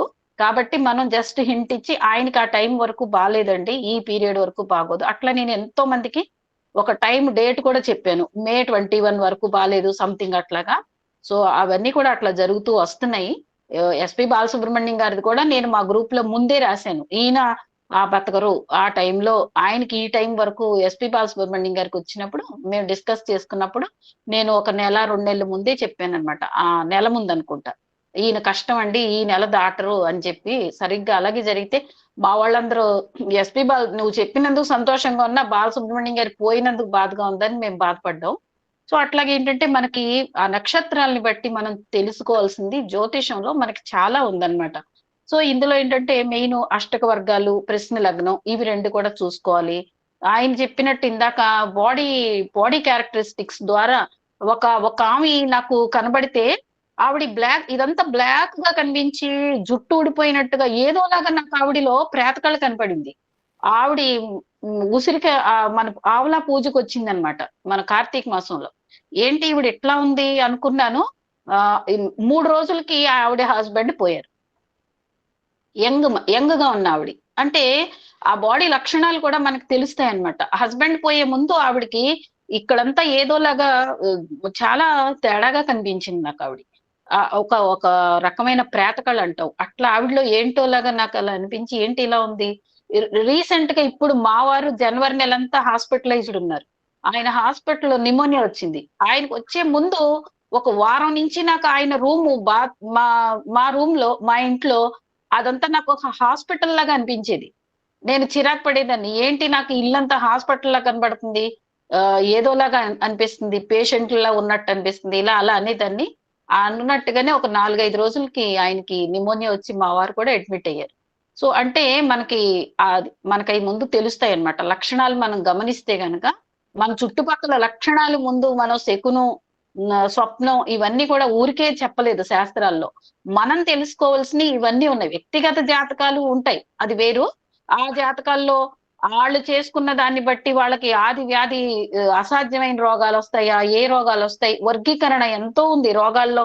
అవి జన్మజాత వ్యాధుల, ఆగంతుక వ్యాధుల, మళ్ళీ జన్మజాత వ్యాధుల్లో శారీరకమా, మానసికమా, ఆగంతుక వ్యాధుల్లో దృష్ట నిమిత్తమా, అదృష్ట నిమిత్తమా. అంటే దృష్ట నిమిత్త జన్య అనేది దాంట్లో ఏమొస్తాయి, అకస్మాత్తుగా దుర్ఘటనలు, దెబ్బలు, వ్రణాలు, మసూచి, ఆట్లమ్మ, మహామారి, సంక్రామక రోగాలు, హైజ, క్షయ, కుష్టు రోగాలు, వివిధ ప్రకార భయాలు, గండాలంటే పంచమహాభూతాలతోటి జల, అగ్ని, చోర, విష, సర్ప, పశు, దుర్జనులతోటి హాని, శాపాలు, అభిచారాలు, మర్డర్లకి గురి కావడం, ఇవన్నీ కూడా ఆగంతుక రోగాల్లోకి అంటే దృష్ట నిమిత్త జన్య ఆకస్మిక రోగాల్లోకి లెక్కలోకి వస్తాయి. అట్లాగే అదృష్టజన్య రోగాలు వస్తాయి, అవేమో మానసిక రోగాలన్నీ కూడా ఎక్కువ మస్తిష్క వ్యాధులు, ఉన్మాదం, అపస్మారం, భ్రమ, జడత్వం, మూర్ఛ ఇట్లాంటివన్నీ కూడా అదృష్టజన్య అంటాం అన్నమాట. సో ఇట్లా మనకి ఎన్నో ఉన్నాయండి మనం తెలుసుకోవాల్సినవి. అసలు మనకు తెలిసింది ఏమీ లేదు. నాకు తెలిసి అయితే నాకేమీ తెలియదు అని నేను అనుకుంటాను. మనకు తెలిసింది చాలా తక్కువ, మనకి అసలు ఏమీ తెలియదు. ఇంకోటి ఏంటి, 12 భావాల్లో చెప్పేశారు, ఇది తల, ఇది ముఖం, ఇది నేత్రం, ఇది అని చెప్పి తెలిసారు, కరెక్టే. దాంట్లో శిరోరోగం అని అనుకుందాం, దాంట్లో ఎన్ని రకాలు? తలనొప్ప, బట్టతల, ఉన్మాదమా, అపస్మారమా, మూర్ఛ రోగమా, ఇన్ని రకాలు ఉన్నాయి. కళ్ళ రోగాలు అనుకోండి, ఆయన జన్మ అంధత్వమా, మెల్లకన్నా, రేచీకట, ఒంటికన్నా, లేక ఇతర కంటి వ్యాధుల, కంటిలో పువ్వు పొరలు, ఇట్లా అంటే గ్రహాల యొక్క తీవ్రతను బట్టి, వాటి ప్రభావం యొక్క తీవ్రతను బట్టి వాళ్ళకి ఆ పార్టులో ఏ రోగం వస్తుంది ఇది మనం చెప్పగలమా? కర్ణ రోగాలు ఉన్నాయి, చెవుడా తక్కువగా వినబడద్దా, చెవు పోట, చెవులో చీమ, చెవు కోయించుకునేంత ఆపరేషన్లు అయినాయా, లేకపోతే వర్టిగో ప్రాబ్లమా, ఇవి ఇన్ని రకాలు వస్తాయి. నాసిక ముక్కు రోగాలు అనుకోండి, ముక్కుకు సంబంధించినవి అయితే ముక్కు తెగిపోవడం, ముక్కుకి ఎన్నో ఉన్నాయి. ఇప్పుడైతే సైనస్ ప్రాబ్లమ్స్ ఇట్లాంటి బోల్డ్ ఉన్నాయి. ముఖ రోగం మీకు టైం సరిపోదేమో నేను ఇవన్నీ చెప్తా ఉంటే. సో ఇట్లాగ మనం ఈచ్ అండ్ ఎవ్రీ పార్ట్ కి సంబంధించి ఒక 10 రోగాలు వేరే వస్తాయి మనకి. ఒక్క రోగం వచ్చేసింది అనేది మనం చెప్పలేం. ఉదర రోగాల్లో, గుప్త రోగాల్లో అయితే చెప్పలేనన్ని రోగాలు ఉన్నాయి. అవన్నీ కూడా మనం చూసుకుంటే మనం అసలు ఏం తెలుసు, మనం ఏం చెప్పగలం వాళ్ళకి, మన దగ్గరికి వచ్చే వాళ్ళకి మనం ఏమీ చెప్పలేం. ఓన్లీ ఆ దశ, ఆ లగ్నాధిపతి బలం, ఆ ఏయో రోగాలు, రోగస్థానానికి ఉన్నాయి అధిపతులను బట్టి కొంచెం మనం అంచనా వేయగలుగుతున్నాం. కాబట్టి దీని మీద ఇది చాలా, ఈ మెడికల్ ఆస్ట్రాలజీ అనేది చాలా పెద్దది. ఇది దీంతో మనం తెలుసుకోవాల్సింది, చేయాల్సింది, వర్క్ చేయాల్సింది చాలా ఉందండి. ప్రాక్టికల్ గా మనం చేయాల్సింది. దీన్ని మన జ్యోతిష్ శాస్త్రానికి ఒక గౌరవం కలిగించాలంటే, సమాజంలో మనకంటూ ఒక గుర్తింపు కావాలంటే మనం కష్టపడి మనందరం కలిసి చేయాల్సిందైతే చాలా ఉందండి. మనం చేసింది చాలా తక్కువ, మనం చేయాల్సిందే చాలా ఉంది. సో నాకు ఈ అవకాశం ఇచ్చి, ఇంత టైం లేని టైంలో కూడా నాకు టైం ఇచ్చినందుకు మీకు ధన్యవాదాలు తెలియజేసుకుంటున్నానండి. నా వాణికి విరామం ఇస్తానండి. ధన్యవాదాలండి రాజలక్ష్మి గారు, చాలా బాగా చెప్పారు. నిజంగా మనం చేయవలసింది వైద్య జ్యోతిషానికి ఎంతో ఎంతో ఎంతో ఉంది. అది చాలా చాలా చాలా చేయవలసింది ఉంది. ధన్యవాదాలండి, మంచి పాయింట్స్ చెప్పారు.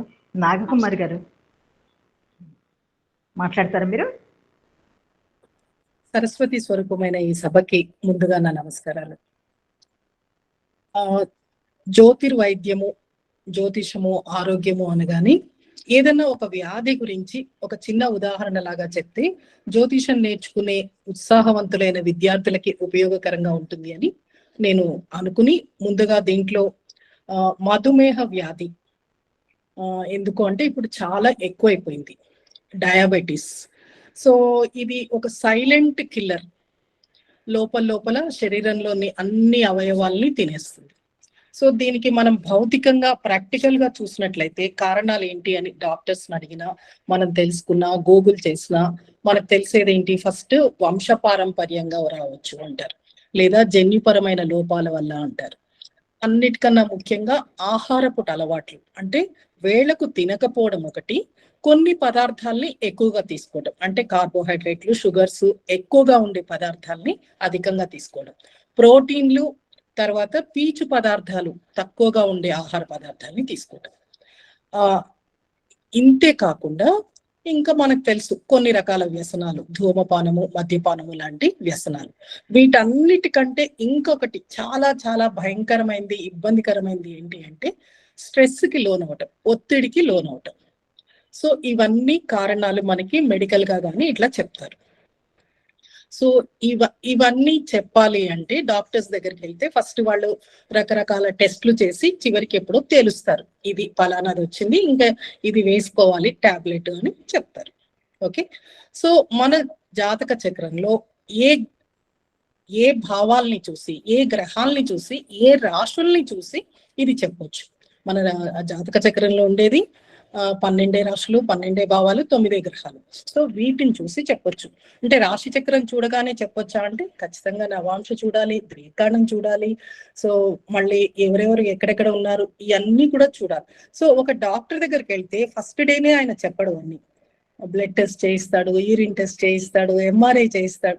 సో ఇవన్నీ కూడా ఎంతో ఖర్చుతో కూడుకున్నవి. అన్ని టెస్ట్లు వాళ్ళు అక్కడ చేస్తున్నప్పుడు అక్కడ ఏమనకుండా వెళ్ళిపోయి చేయించేసుకుంటాం. మనం ఇంకా 1-2 చక్రాలు చూడటంలో ఇక్కడ ఏం పొరపాటు లేదు. హాయిగా చక్కగా ప్రతి చక్రం కూడా ఎంత అవసరమైతే అంత చూడొచ్చు. అయితే నేను స్పెసిఫిక్ గా ఈ మధుమేహ వ్యాధిని ఎంపిక చేసుకోవటానికి కారణం ఏంటి అంటే, మనము గురువు శుక్రుడు అనగానే శుభగ్రహాలు, వాళ్ళు ఎప్పుడు మనకి శుభాన్ని చేకూరుస్తారు, ఆశీస్సులు ఇస్తారు అనుకుంటాం. కానీ ఈ గ్రహాల వల్ల వచ్చే వ్యాధి మధుమేహం. సో ముఖ్యంగా గురువు అతిపెద్ద గ్రహం మనకు తెలుసు. శరీరంలో కూడా అతిపెద్ద భాగం కాలేయానికి ఈ గురువు కారకత్వం వహిస్తాడు. ఇకపోతే శుక్రుడు, ఈ శుక్రుడు ఏంటి అంటే మూత్రపిండాలకి కారకత్వం వహిస్తాడు. అదే విధంగా మన శరీరంలో చాలా చాలా ముఖ్యమైనవి ఏంటి అంటే హార్మోన్స్ అన్నిటికి కూడా శుక్రుడు కారకత్వం వహిస్తాడు. సో ఈ కాలేయం ఏం చేస్తుంది, మనం తీసుకున్న ఆహార పదార్థాలని చిన్న చిన్న అణువులుగా విడగొట్టి ఆ గ్లూకోజ్ని గ్లైకోజన్ గా వీటన్నిటి రకరకాల రసాయన చర్యల్లో ఉపయోగపడుతుంది. సో ఇక్కడ ఈ కాలేయం పనితీరుని ప్రభావితం చేసేది గురువు. ఇకపోతే శుక్రుడు కూడా అంతే. మనకి మూత్రపిండాల మీద పనిచేయటం వల్ల ఏమవుతుంది, ఈ ఇన్సులిన్ అనే హార్మోన్ స్రవించటం కానీ, అంటే దానికి ముఖ్యంగా ప్యాంక్రియాస్ గ్రంథి లేదా క్లోమ గ్రంథి, ఆ గ్రంథిలో ఒక భాగాన్ని ఈ శుక్రుడు ఆధిపత్యం వహిస్తాడు. సో ఈ శుక్రుడు కానీ గురువు కానీ బాగుండకపోయినట్లయితే వాళ్ళకి ఈ రకమైన ఈ మధుమేహ వ్యాధి అనేది వచ్చే అవకాశం ఉంది. సో మరి ఈ మధుమేహ వ్యాధికి ఈ గ్రహాలు చూసాం. ఇంకా ఏ రాశులు చూడాలి అంటే ముందుగా జలతత్వ రాశులు చూడాలి. ఎందుకంటే అందులో ఏ గ్రహాలు ఉన్నాయో ఆ గ్రహాలు వీటికి సంబంధించిన వ్యాధిని ఇస్తాయి. ముఖ్యంగా వీటితో పాటుగా తులారాశిని కూడా చూడాలి. తులారాశి మూత్రపిండాలకి కారకత్వం వహిస్తుంది. మనం చెప్పుకున్న ఈ క్లోమ గ్రంథి ఇవన్నీ కూడా 5-6 భావాల్లో ఉంటాయి. జాతకుడి యొక్క జాతక చక్రం అంటే లగ్నం ఏదైంటుందో దాన్ని బట్టి 4, 5, 6 భావాలని చూడాలి. వాటితో పాటుగా సహజకాల పురుష చక్రంలో 4, 8, 12ని 6వ భావాన్ని కూడా తప్పనిసరిగా చూడాలి. సో వీటిని చూసి మనం ముందే ఒక అంచనాకి రావచ్చు. అంచనాకి రావటం వల్ల చేయగలిగింది ఏంటి అంటే, నాకు మెడికల్ ఆస్ట్రాలజీలో గురువులు సివిఆర్కే శర్మ గారు వీళ్ళంతా మాకు ఎంతో బోధించారు. మన మాలతి మేడం కూడా మాకు ప్రతి వ్యవస్థ గురించి చెప్పేవాళ్ళు. మేము ఉస్మానియాలో ఎంఏ ఆస్ట్రాలజీ చేసిన రోజుల్లో. సో ఇంకా వీళ్ళందరికంటే కూడా నాకు ముందుగా మెడికల్ ఆస్ట్రాలజీ అనగానే ఈ రోజు కూడా వారి గురించి చెప్పాలి అనుకున్నాను. ఏవిఎస్ సుందరం గారు, వారికి హార్ట్ ప్రాబ్లం వచ్చింది. ఇంట్లో వాళ్ళు గుర్తించి ఈయనకి ప్రాబ్లం ఉంది అని చెప్పి హాస్పిటల్ తీసుకెళ్లారు. ఆయన్ని స్ట్రెచర్ మీద తీసుకెళ్తూ ఉంటే వారు డాక్టర్ తో చెప్పారంట, నాకు లెఫ్ట్ వాల్వ్లో ప్రాబ్లం ఉంది చూడండి అని. మీరు డాక్టర్లు విసుక్కుంటారు కదా ఆ టైంలో చెప్తే. సో ట్రీట్మెంట్ అంతా అయిపోయిన తర్వాత నిజంగానే ఆయనకు లెఫ్ట్ సైడ్ ఆ ప్రాబ్లం ఉంది. అది చూసిన తర్వాత ఆ డాక్టర్ వచ్చి వీరిని ఇంటర్వ్యూ చేశారంట, మీకు ఎలా తెలుసు, ఏం చదువుకున్నారు, మీరు ఏం చేస్తుంటారు అని. నేను జస్ట్ ఐఐటి స్టూడెంట్స్ కి టీచ్ చేస్తుంటాను, కానీ నేను ఆస్ట్రాలజీ చదువుకున్నాను అని వారు చెప్పారంట. సో మన చదువు మన పరిణతి ఆ రకంగా ఉంటే చాలా అద్భుతంగా ఉంటుంది. సో అందుకు ఉండేటట్టుగా మనం ఖచ్చితంగా ఒక ప్రయత్నం అంటూ చేయాలి. ఈ గ్రహాలు బాగుండకపోతే ఈ ప్రాబ్లమ్స్ వచ్చేటట్టు ఉంటే ముందుగా మన ఆహారపు అలవాట్లని మార్చుకోవాలి, మన ఒత్తిడి తగ్గించుకోవాలి, దానికి తగ్గట్టుగా మెడిటేషన్ చేసుకోవాలి. ఆసనాలు స్టూడెంట్స్ కి చిన్నప్పటి నుంచి మన పిల్లలకి అట్లీస్ట్ ఒక మత్స్యాసనము, ఒక వజ్రాసనము, చాలా సింపుల్ వజ్రాసనం మనకు తెలుసు. ఒక మతం వాళ్ళు ప్రతిరోజు ఆ ఆసనాన్ని 5 పర్యాయాలు వేస్తారు. వాళ్ళు అందుకని ఆహారం ఎలా తీసుకున్నా కూడా వాళ్ళ శరీరంలో మనం చూసే ఈ స్థూలకాయము ఈ సమస్యలు తక్కువగా ఉంటాయి. అసలు ఉండవు అని చెప్పను, మనతో పోలిస్తే వారిలో తక్కువగా ఉంటాయి. సో మనం కూడా ఇట్లాంటి పశ్చిమోత్తాసనము, హలాసనము ఇలాంటివి వేసేటట్టు చిన్నప్పుడు పిల్లలకి, ఎందుకంటే శరీరం వంగుతుంది. సో ఆ ఆసనాలు అలవాటు చేయటము, మెడిటేషన్ అలవాటు చేయటము, ఆహారపు అలవాట్లు సక్రమంగా ఉండేటట్లు చేయడము, టయానికి మాత్రమే తినాలి, ఇలాంటి వాళ్ళలో మార్పు తీసుకురావటం వల్ల ఖచ్చితంగా మనకి మంచి అనేది జరుగుతుంది. ఇంకా ఇకపోతే గురువు కారకత్వం వహించే మనము మెంతులు కానీ ఇలాంటివి ఆహారంలో పెంచుకోవటం, కొంచెము పసుపు ఇట్లాంటివి పెంచుకోవడం కాకుండా పసుపు రంగు వస్త్రాలు గురువారం ధరించండి. శుక్రుడికి కూడా అంటే స్త్రీలని గౌరవించడం ఇలాంటివి ముందు నుంచి వాళ్ళకు అలవాటు చేయడము, వీటన్నిటి వల్ల కూడా ఎందుకంటే త్వరలోనే మన దేశం ఇప్పుడు ఆల్రెడీ చాలా టాప్ ప్లేస్ లో ఉంది. ప్రపంచంలో చూసినట్లయితే డయాబెటిస్ వ్యాధిగ్రస్తుల దేశంలో మన దేశం కూడా టాప్ ప్లేస్ లో ఉంది. ఇంకా టాప్ మోస్ట్ ప్లేస్ లోకి రాకుండా ఉండాలి అంటే అట్లీస్ట్ కొన్ని జాగ్రత్తలు మనం ఇప్పటి నుంచైనా తీసుకోవాలి. ఎందుకంటే శాస్త్రం మనకి తెలుసు, అన్ని పరీక్షలు చేసిన తర్వాత డాక్టర్స్ చెప్తున్నారు, మనం కొంచెం ముందుగానే చెప్పగలుగుతున్నాం కాబట్టి. సో ఇలాంటి చిన్న చిన్నవి చేసుకుంటూ ఉంటే 40 ఏళ్లకు వచ్చే డయాబెటిస్ 60 ఏళ్లకు వచ్చేటట్టుగా చేసుకోవచ్చు. సో అప్పటికి వాళ్ళ బరువు బాధ్యతలు అన్ని పనులు అయిపోతాయి కాబట్టి అంత ఎక్కువగా ఇబ్బందులు ఉండవు. సో ఎక్కడైనా డయాబెటీస్ వచ్చిన తర్వాత ఒక 20 సంవత్సరాల్లో ఆల్మోస్ట్ లోపల చాలా శరీర అవయవాలు, కంటిలో రెటీనా దగ్గర నుంచి మూత్రపిండాల దాకా అవయవాలన్నీ దెబ్బతింటూ తింటూ తింటూ వస్తాయి. సో వీళ్ళు ఎలాంటి ఆహారపు అలవాట్లు పాటిస్తున్నారు, ఎంత జాగ్రత్తగా ఉంటున్నారు అనేది ఇంపార్టెంట్. ఇంకొక టాబ్లెట్ వేసుకుంటాలే, ఒక మైసూర్పాకు ముఖ్యంగా అంటారు చాలా మంది, మీరు చూడండి షుగర్ పేషెంట్స్. సో అలాంటి మనస్తత్వం కాకుండా నాకు వద్దు, నో అంటే నో, నేను తినను, నేను ఈరోజు వాకింగ్ వెళ్లాల్సిందే, ఈరోజు నేను ఆసనాలు వేసుకోవాల్సిందే అని ఎవరైతే పద్ధతిగా ఉంటారో వాళ్ళకి ట్రీట్మెంట్ చాలా బాగా పనిచేస్తుంది. సో నాకు ఇంత చక్కటి అంశాన్ని ఎంపిక చేసుకుని నాకు సమయాన్ని ఇచ్చినందుకు జ్యోతిర్వాణి సమూహానికి నా కృతజ్ఞతలు. నమస్తే. ధన్యవాదాలండి నాగకుమారి గారు. మధుమేహం గురించి చక్కగా వివరించారు. జ్యోతిషపరంగా ఏ ఏ రాశులు ఏ ఏ గ్రహాలు ఇబ్బందిని కలిగజేస్తాయని. ధన్యవాదాలండి. నెక్స్ట్ ఎవరు మనకి ఎప్పుడు మాట్లాడే సురేష్ కుమార్ గారు రాలేదు, కృష్ణకాంత్ గారు లేరు, ఎవరో చేయెత్తారు, మల్లంపల్లి సుబ్బారావు గారు ఉన్నారండి. మల్లంపల్లి వారు, ఎన్బిఆర్ గారు కూడా ఎవరో చేయెత్తారు. ఎవరైనా ఉన్నారు ఇంకా మాట్లాడేవాళ్ళు? లేకపోతే నేను గురువు గారికి టైం ఇద్దాం. గురువు గారికి ఇంకా మేడం నెక్స్ట్ వీక్ మాట్లాడతాను మేడం. ఓకేనండి. గురువు గారు మాట్లాడించండి, మనం నెమ్మదిగా మాట్లాడుకోవచ్చు సార్. ఇంకా 9 minutes ఉంది. ఆయన మల్లంపల్లి సుబ్బారావు గారు కూడా నెక్స్ట్ వీకే మాట్లాడుతూ అంటున్నారు. జ్యోతిర్వాణికి నమస్కారం అండి, సుబ్బారావు మాట్లాడుతున్నాను.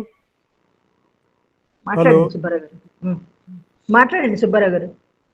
అందరూ చాలా విషయాలు వివరంగా చెప్పారు. నేను ప్రాక్టికల్గా రోగానికి ఎలా చేసుకోవచ్చు పరిహారాలు చెప్తానండి. అలాగే గుండె సంబంధాలు, హార్ట్, బీపీ అలాంటివి వస్తే జ్యోతిష్ కారణాలు సింహరాశి దోషం ఉంటే వస్తుంది, సూర్యుడు బలహీనంగా ఉన్నా వస్తుంది, శని రాహు దృష్టి ఉన్నా కూడా వస్తుంది.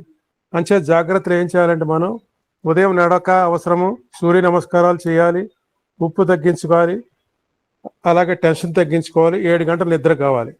అందుకు పరిహారాలు ఏం చేయాలంటే ఆదివారం సూర్యారాధన చేయాలి, గాయత్రి మంత్రం చదువుకోవాలి, ఎరుపు వస్త్రదానం చేయాలి, నీటిలో సూర్య అర్పణం చేయాలి. అలాగే ఇంకో ప్రాబ్లం, మానసిక ఒత్తిడి ఆందోళన ఉన్నవాళ్ళు జ్యోతిష కారణం చంద్రుడు బలహీనంగా ఉంటే వస్తుంది, కేతు ప్రభావం ఎక్కువ ఉన్నా వస్తుంది, 4వ భావ దోషం ఉన్నా కూడా వస్తుంది. అంచే జాగ్రత్తలు మనం ధ్యానం చేసుకోవాలి, మంచి నిద్రపోవాలి, శాంతంగా ఉండాలి, ఒంటరిగా ఉండకూడదు, సత్సంగం చేస్తూ ఉండాలి. పరిహారాలు చేసుకోవాల్సింది సోమవారం పాలు దానం చేయాలి, చంద్రజపం చేయాలి, శివారాధన చేయాలి, రుద్రాభిషేకం చేయాలి. అలాగే 3వది ప్రాబ్లం ఉన్న థైరాయిడ్ అందరికి చాలా ఎక్కువ మందికి వస్తుంది. దీనికి జ్యోతిష కారణం వృషభ రాశిలో ఉంటే వస్తుంది, బుధుడు గ్రహం వల్ల వస్తుంది, శుక్రుడి గ్రహం వల్ల వస్తుంది. మంచిగా జాగ్రత్తలు యోగా చేయాలి, మెడ వ్యాయామం చేయాలి, జంక్ ఫుడ్ తగ్గించుకోవాలి, సమయానికి భోజనం చేయాలి. ఇంకా పరిహారాలు శుక్రవారం లక్ష్మీ పూజ చేయాలి, పచ్చని దుస్తులు ధరించాలి, బుధ జపం చేయాలి, తులసి సేవనం చేయాలి. ఇంకో 4వ పాయింట్, రక్త సంబంధ వ్యాధులు వస్తున్నాయి, దానికి జ్యోతిష కారణం కుజుడు రాహువు. జాగ్రత్తలు తీసుకోవాల్సి, నీరు ఎక్కువగా తాగాలి, మసాలా తగ్గించాలి, వ్యాయామం చేయాలి. పరిహారాలు మంగళవారం హనుమాన్ పూజ, పూజ జపం, ఎరుపు దానం. ఇంతవరకు చెప్పగలుగుతున్నాను. ధన్యవాదాలు. ధన్యవాదాలండి సుబ్బారావు గారు, అన్ని చక్కగా చెప్పారు. గురుగారిని ఆహ్వానించుకుందాం. ఇప్పుడు సమయం తక్కువగా ఉంది మనకి. గురుగారు నమస్కారం అండి. హలో గురుగారు ఉన్నారండి? यो देव स्वितास्माकं धियो धर्मादिगोचराः ప్రేరయత్ తస్యత్ భర్గః తత్వరేణ్యముపాస్మహే. శ్రీ గురుభ్యో నమః. శ్రీమాత్రే నమః. జ్యోతిష్ శాస్త్రం, మానవ శరీరం, ఆరోగ్యం, ఈ అంశం ఇంకా కూడా చర్చించదగింది. ఇవాళ మాట్లాడినటువంటి వాళ్ళు ఇంకా కొంచెం వివరంగానే మాట్లాడాల్సిన అవసరం కూడా ఉంది. రాజలక్ష్మి గారు కానీ, మూర్తి గారు కానీ చాలా వేగంగా ఉన్న ఇన్ఫర్మేషన్ ఇచ్చుకుంటూ వెళ్ళిపోయారు. కానీ వాళ్ళ వ్యాసాలు చాలా వివరంగా వస్తే రేపొద్దున మన సంచికకి చాలా గొప్పగా వినియోగపడతాయి. ధనంజయ్ గారు కూడా చాలా రోజుల తర్వాత 2-3 మాటల కన్నా కూడా చాలా విశేషమైన వివరాలు అందించారు. ఇవాళ నాగకుమారి గారితో సహా చాలా మంది ఇంకా మాట్లాడాలని చెప్పేసి కూడా అడుగుతున్నాను. అన్ని రకాల మార్గాలలో వైద్య జ్యోతిషం మీద మాట్లాడేటప్పుడు ఇటీవల క్లాసుల్లో కూడా చెప్తున్నటువంటి మాట అదే. టెక్నికల్ గా కనిపించేటటువంటి ఈ దేహంలో వచ్చేటటువంటి అబ్జెక్షన్స్, వేరు సిస్టమ్స్ లో కనిపించేటటువంటి అబ్జెక్షన్స్, ఇవి ఎందుకు వస్తున్నాయి, ఎలా వస్తున్నాయి? బాగా వచ్చే వారానికి కొంతమంది ఇంకా ప్రిపేర్డ్గా వస్తే సంతోషకరమైన అంశం ఏంటంటే, ఆల్రెడీ ఇప్పటికి మనం పుట్టి పెరుగుతున్నటువంటి కర్మల వల్ల ఈ శరీరంలో ఆయా అబ్జెక్షన్స్ ఆల్రెడీ ఉన్నాయా, లేదా ఈ జన్మలో ఆలోచన చేయడం వల్ల అవి ఏమైనా డబుల్ అవుతున్నాయా, ఎక్కడికి మన మనస్సు వెళుతుంది, ఎక్కడికి ఆగుతుంది, ఎక్కడ రిఫ్లెక్ట్ అయ్యి వెనక్కి వస్తుంది, ఎందుకు అసలు ఆ రోగం వస్తుంది? ఒక్కొక్క వ్యక్తికి ఒక్కో రూపంలో ఒక్కొక్క భావంలో వస్తుంటాయి. ఒక గ్రహం ఒక చోట ఒక దగ్గర ఉందంటే ఫలాని రోగమే అని 100% చెప్పడానికి లేదు. ఆ చెప్పినటువంటి రోగానికి కూడా అందరికీ సమానంగా కూడా అది ప్రతిఫలనం రావట్లేదు. మౌలిక శక్తిని పెంచుకున్నటువంటి వాడి విధానం వేరు, శక్తిని పెంచుకోని వాడి విధానం వేరు.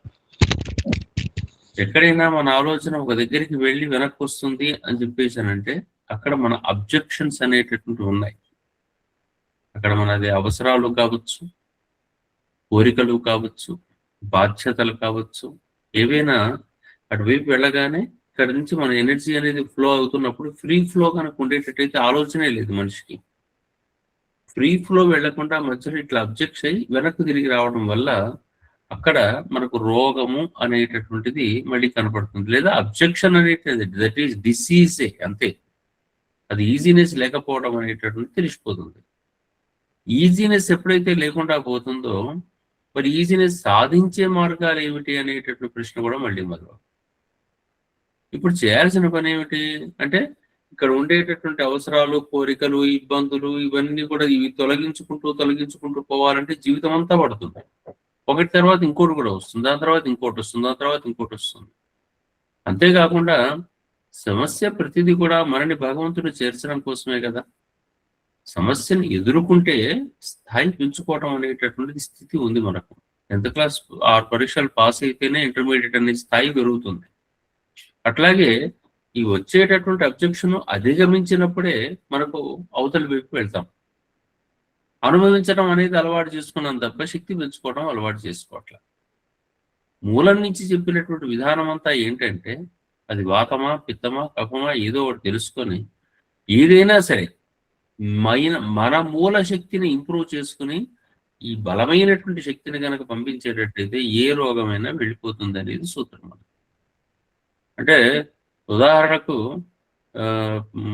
మూసీ కాలువలో అంతా కూడా మురికి ఉంటుంది అనేటటువంటి మాట వస్తే వెనక నుంచి వర్షాకాలంలో వర్షాలలాగా హిమాయత్ సాగర్, ఉస్మాన్ సాగర్ లాంటి నీళ్లు జలాలు విపరీతంగా దాంట్లో కనుక ప్రవాహం మొదలుపెట్టేటట్టయితే అది మొత్తం మురికంతా తీసేస్తుంది కదా, అబ్జెక్షన్స్ అన్ని కూడా వెళ్ళిపోతుంటాయి కదా.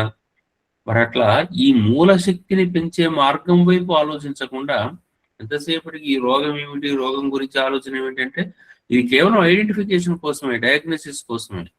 కానీ ప్రతి వాడికి అవసరమైంది ఏమిటి అన్నప్పుడు వైద్య జ్యోతిషంలో మళ్ళీ మనం ఆలోచించాల్సింది ఈ శక్తి పెంచే మార్గం ఏమిటి, వ్యక్తి శక్తిగా ఎలా మారాలి.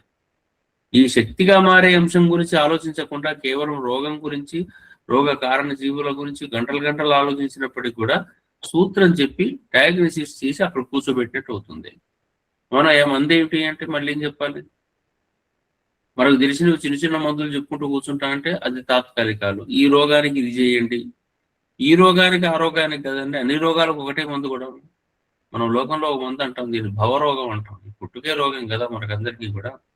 మరి ఈ రోగం అనేటటువంటిది పరిపూర్ణంగా పోవాలి అంటే మన శక్తిని, మన యుక్తిని మనం బలంగా ఎక్కడెక్కడ ఆగకుండా ఉండగలిగేంత నిరంతర భావన భగవంతుడితో కనుక ఉండడం. భగవంతుడు అంటే యూనివర్స్తో.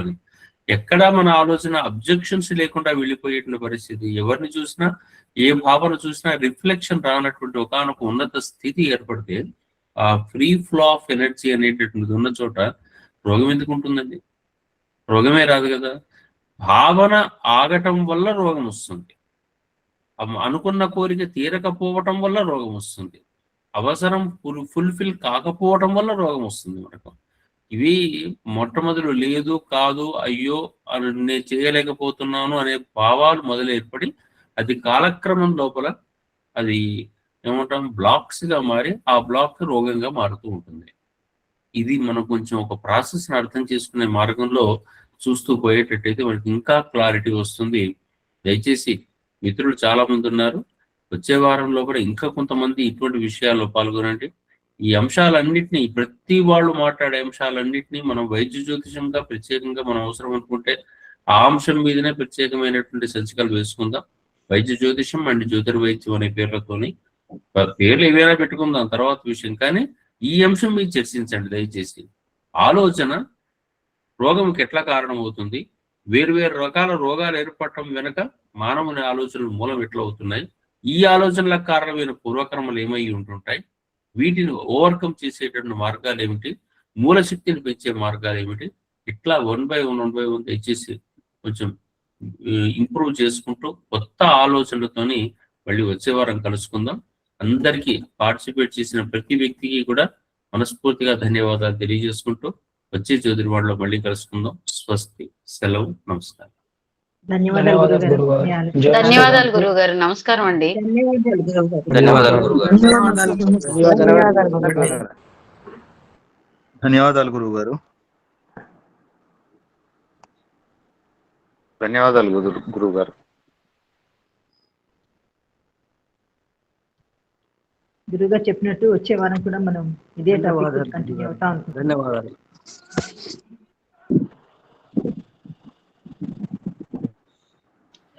Good night. నోట్స్ పెడితే బాగుంటుంది మేడం. నమస్కారం అండి. రామండి.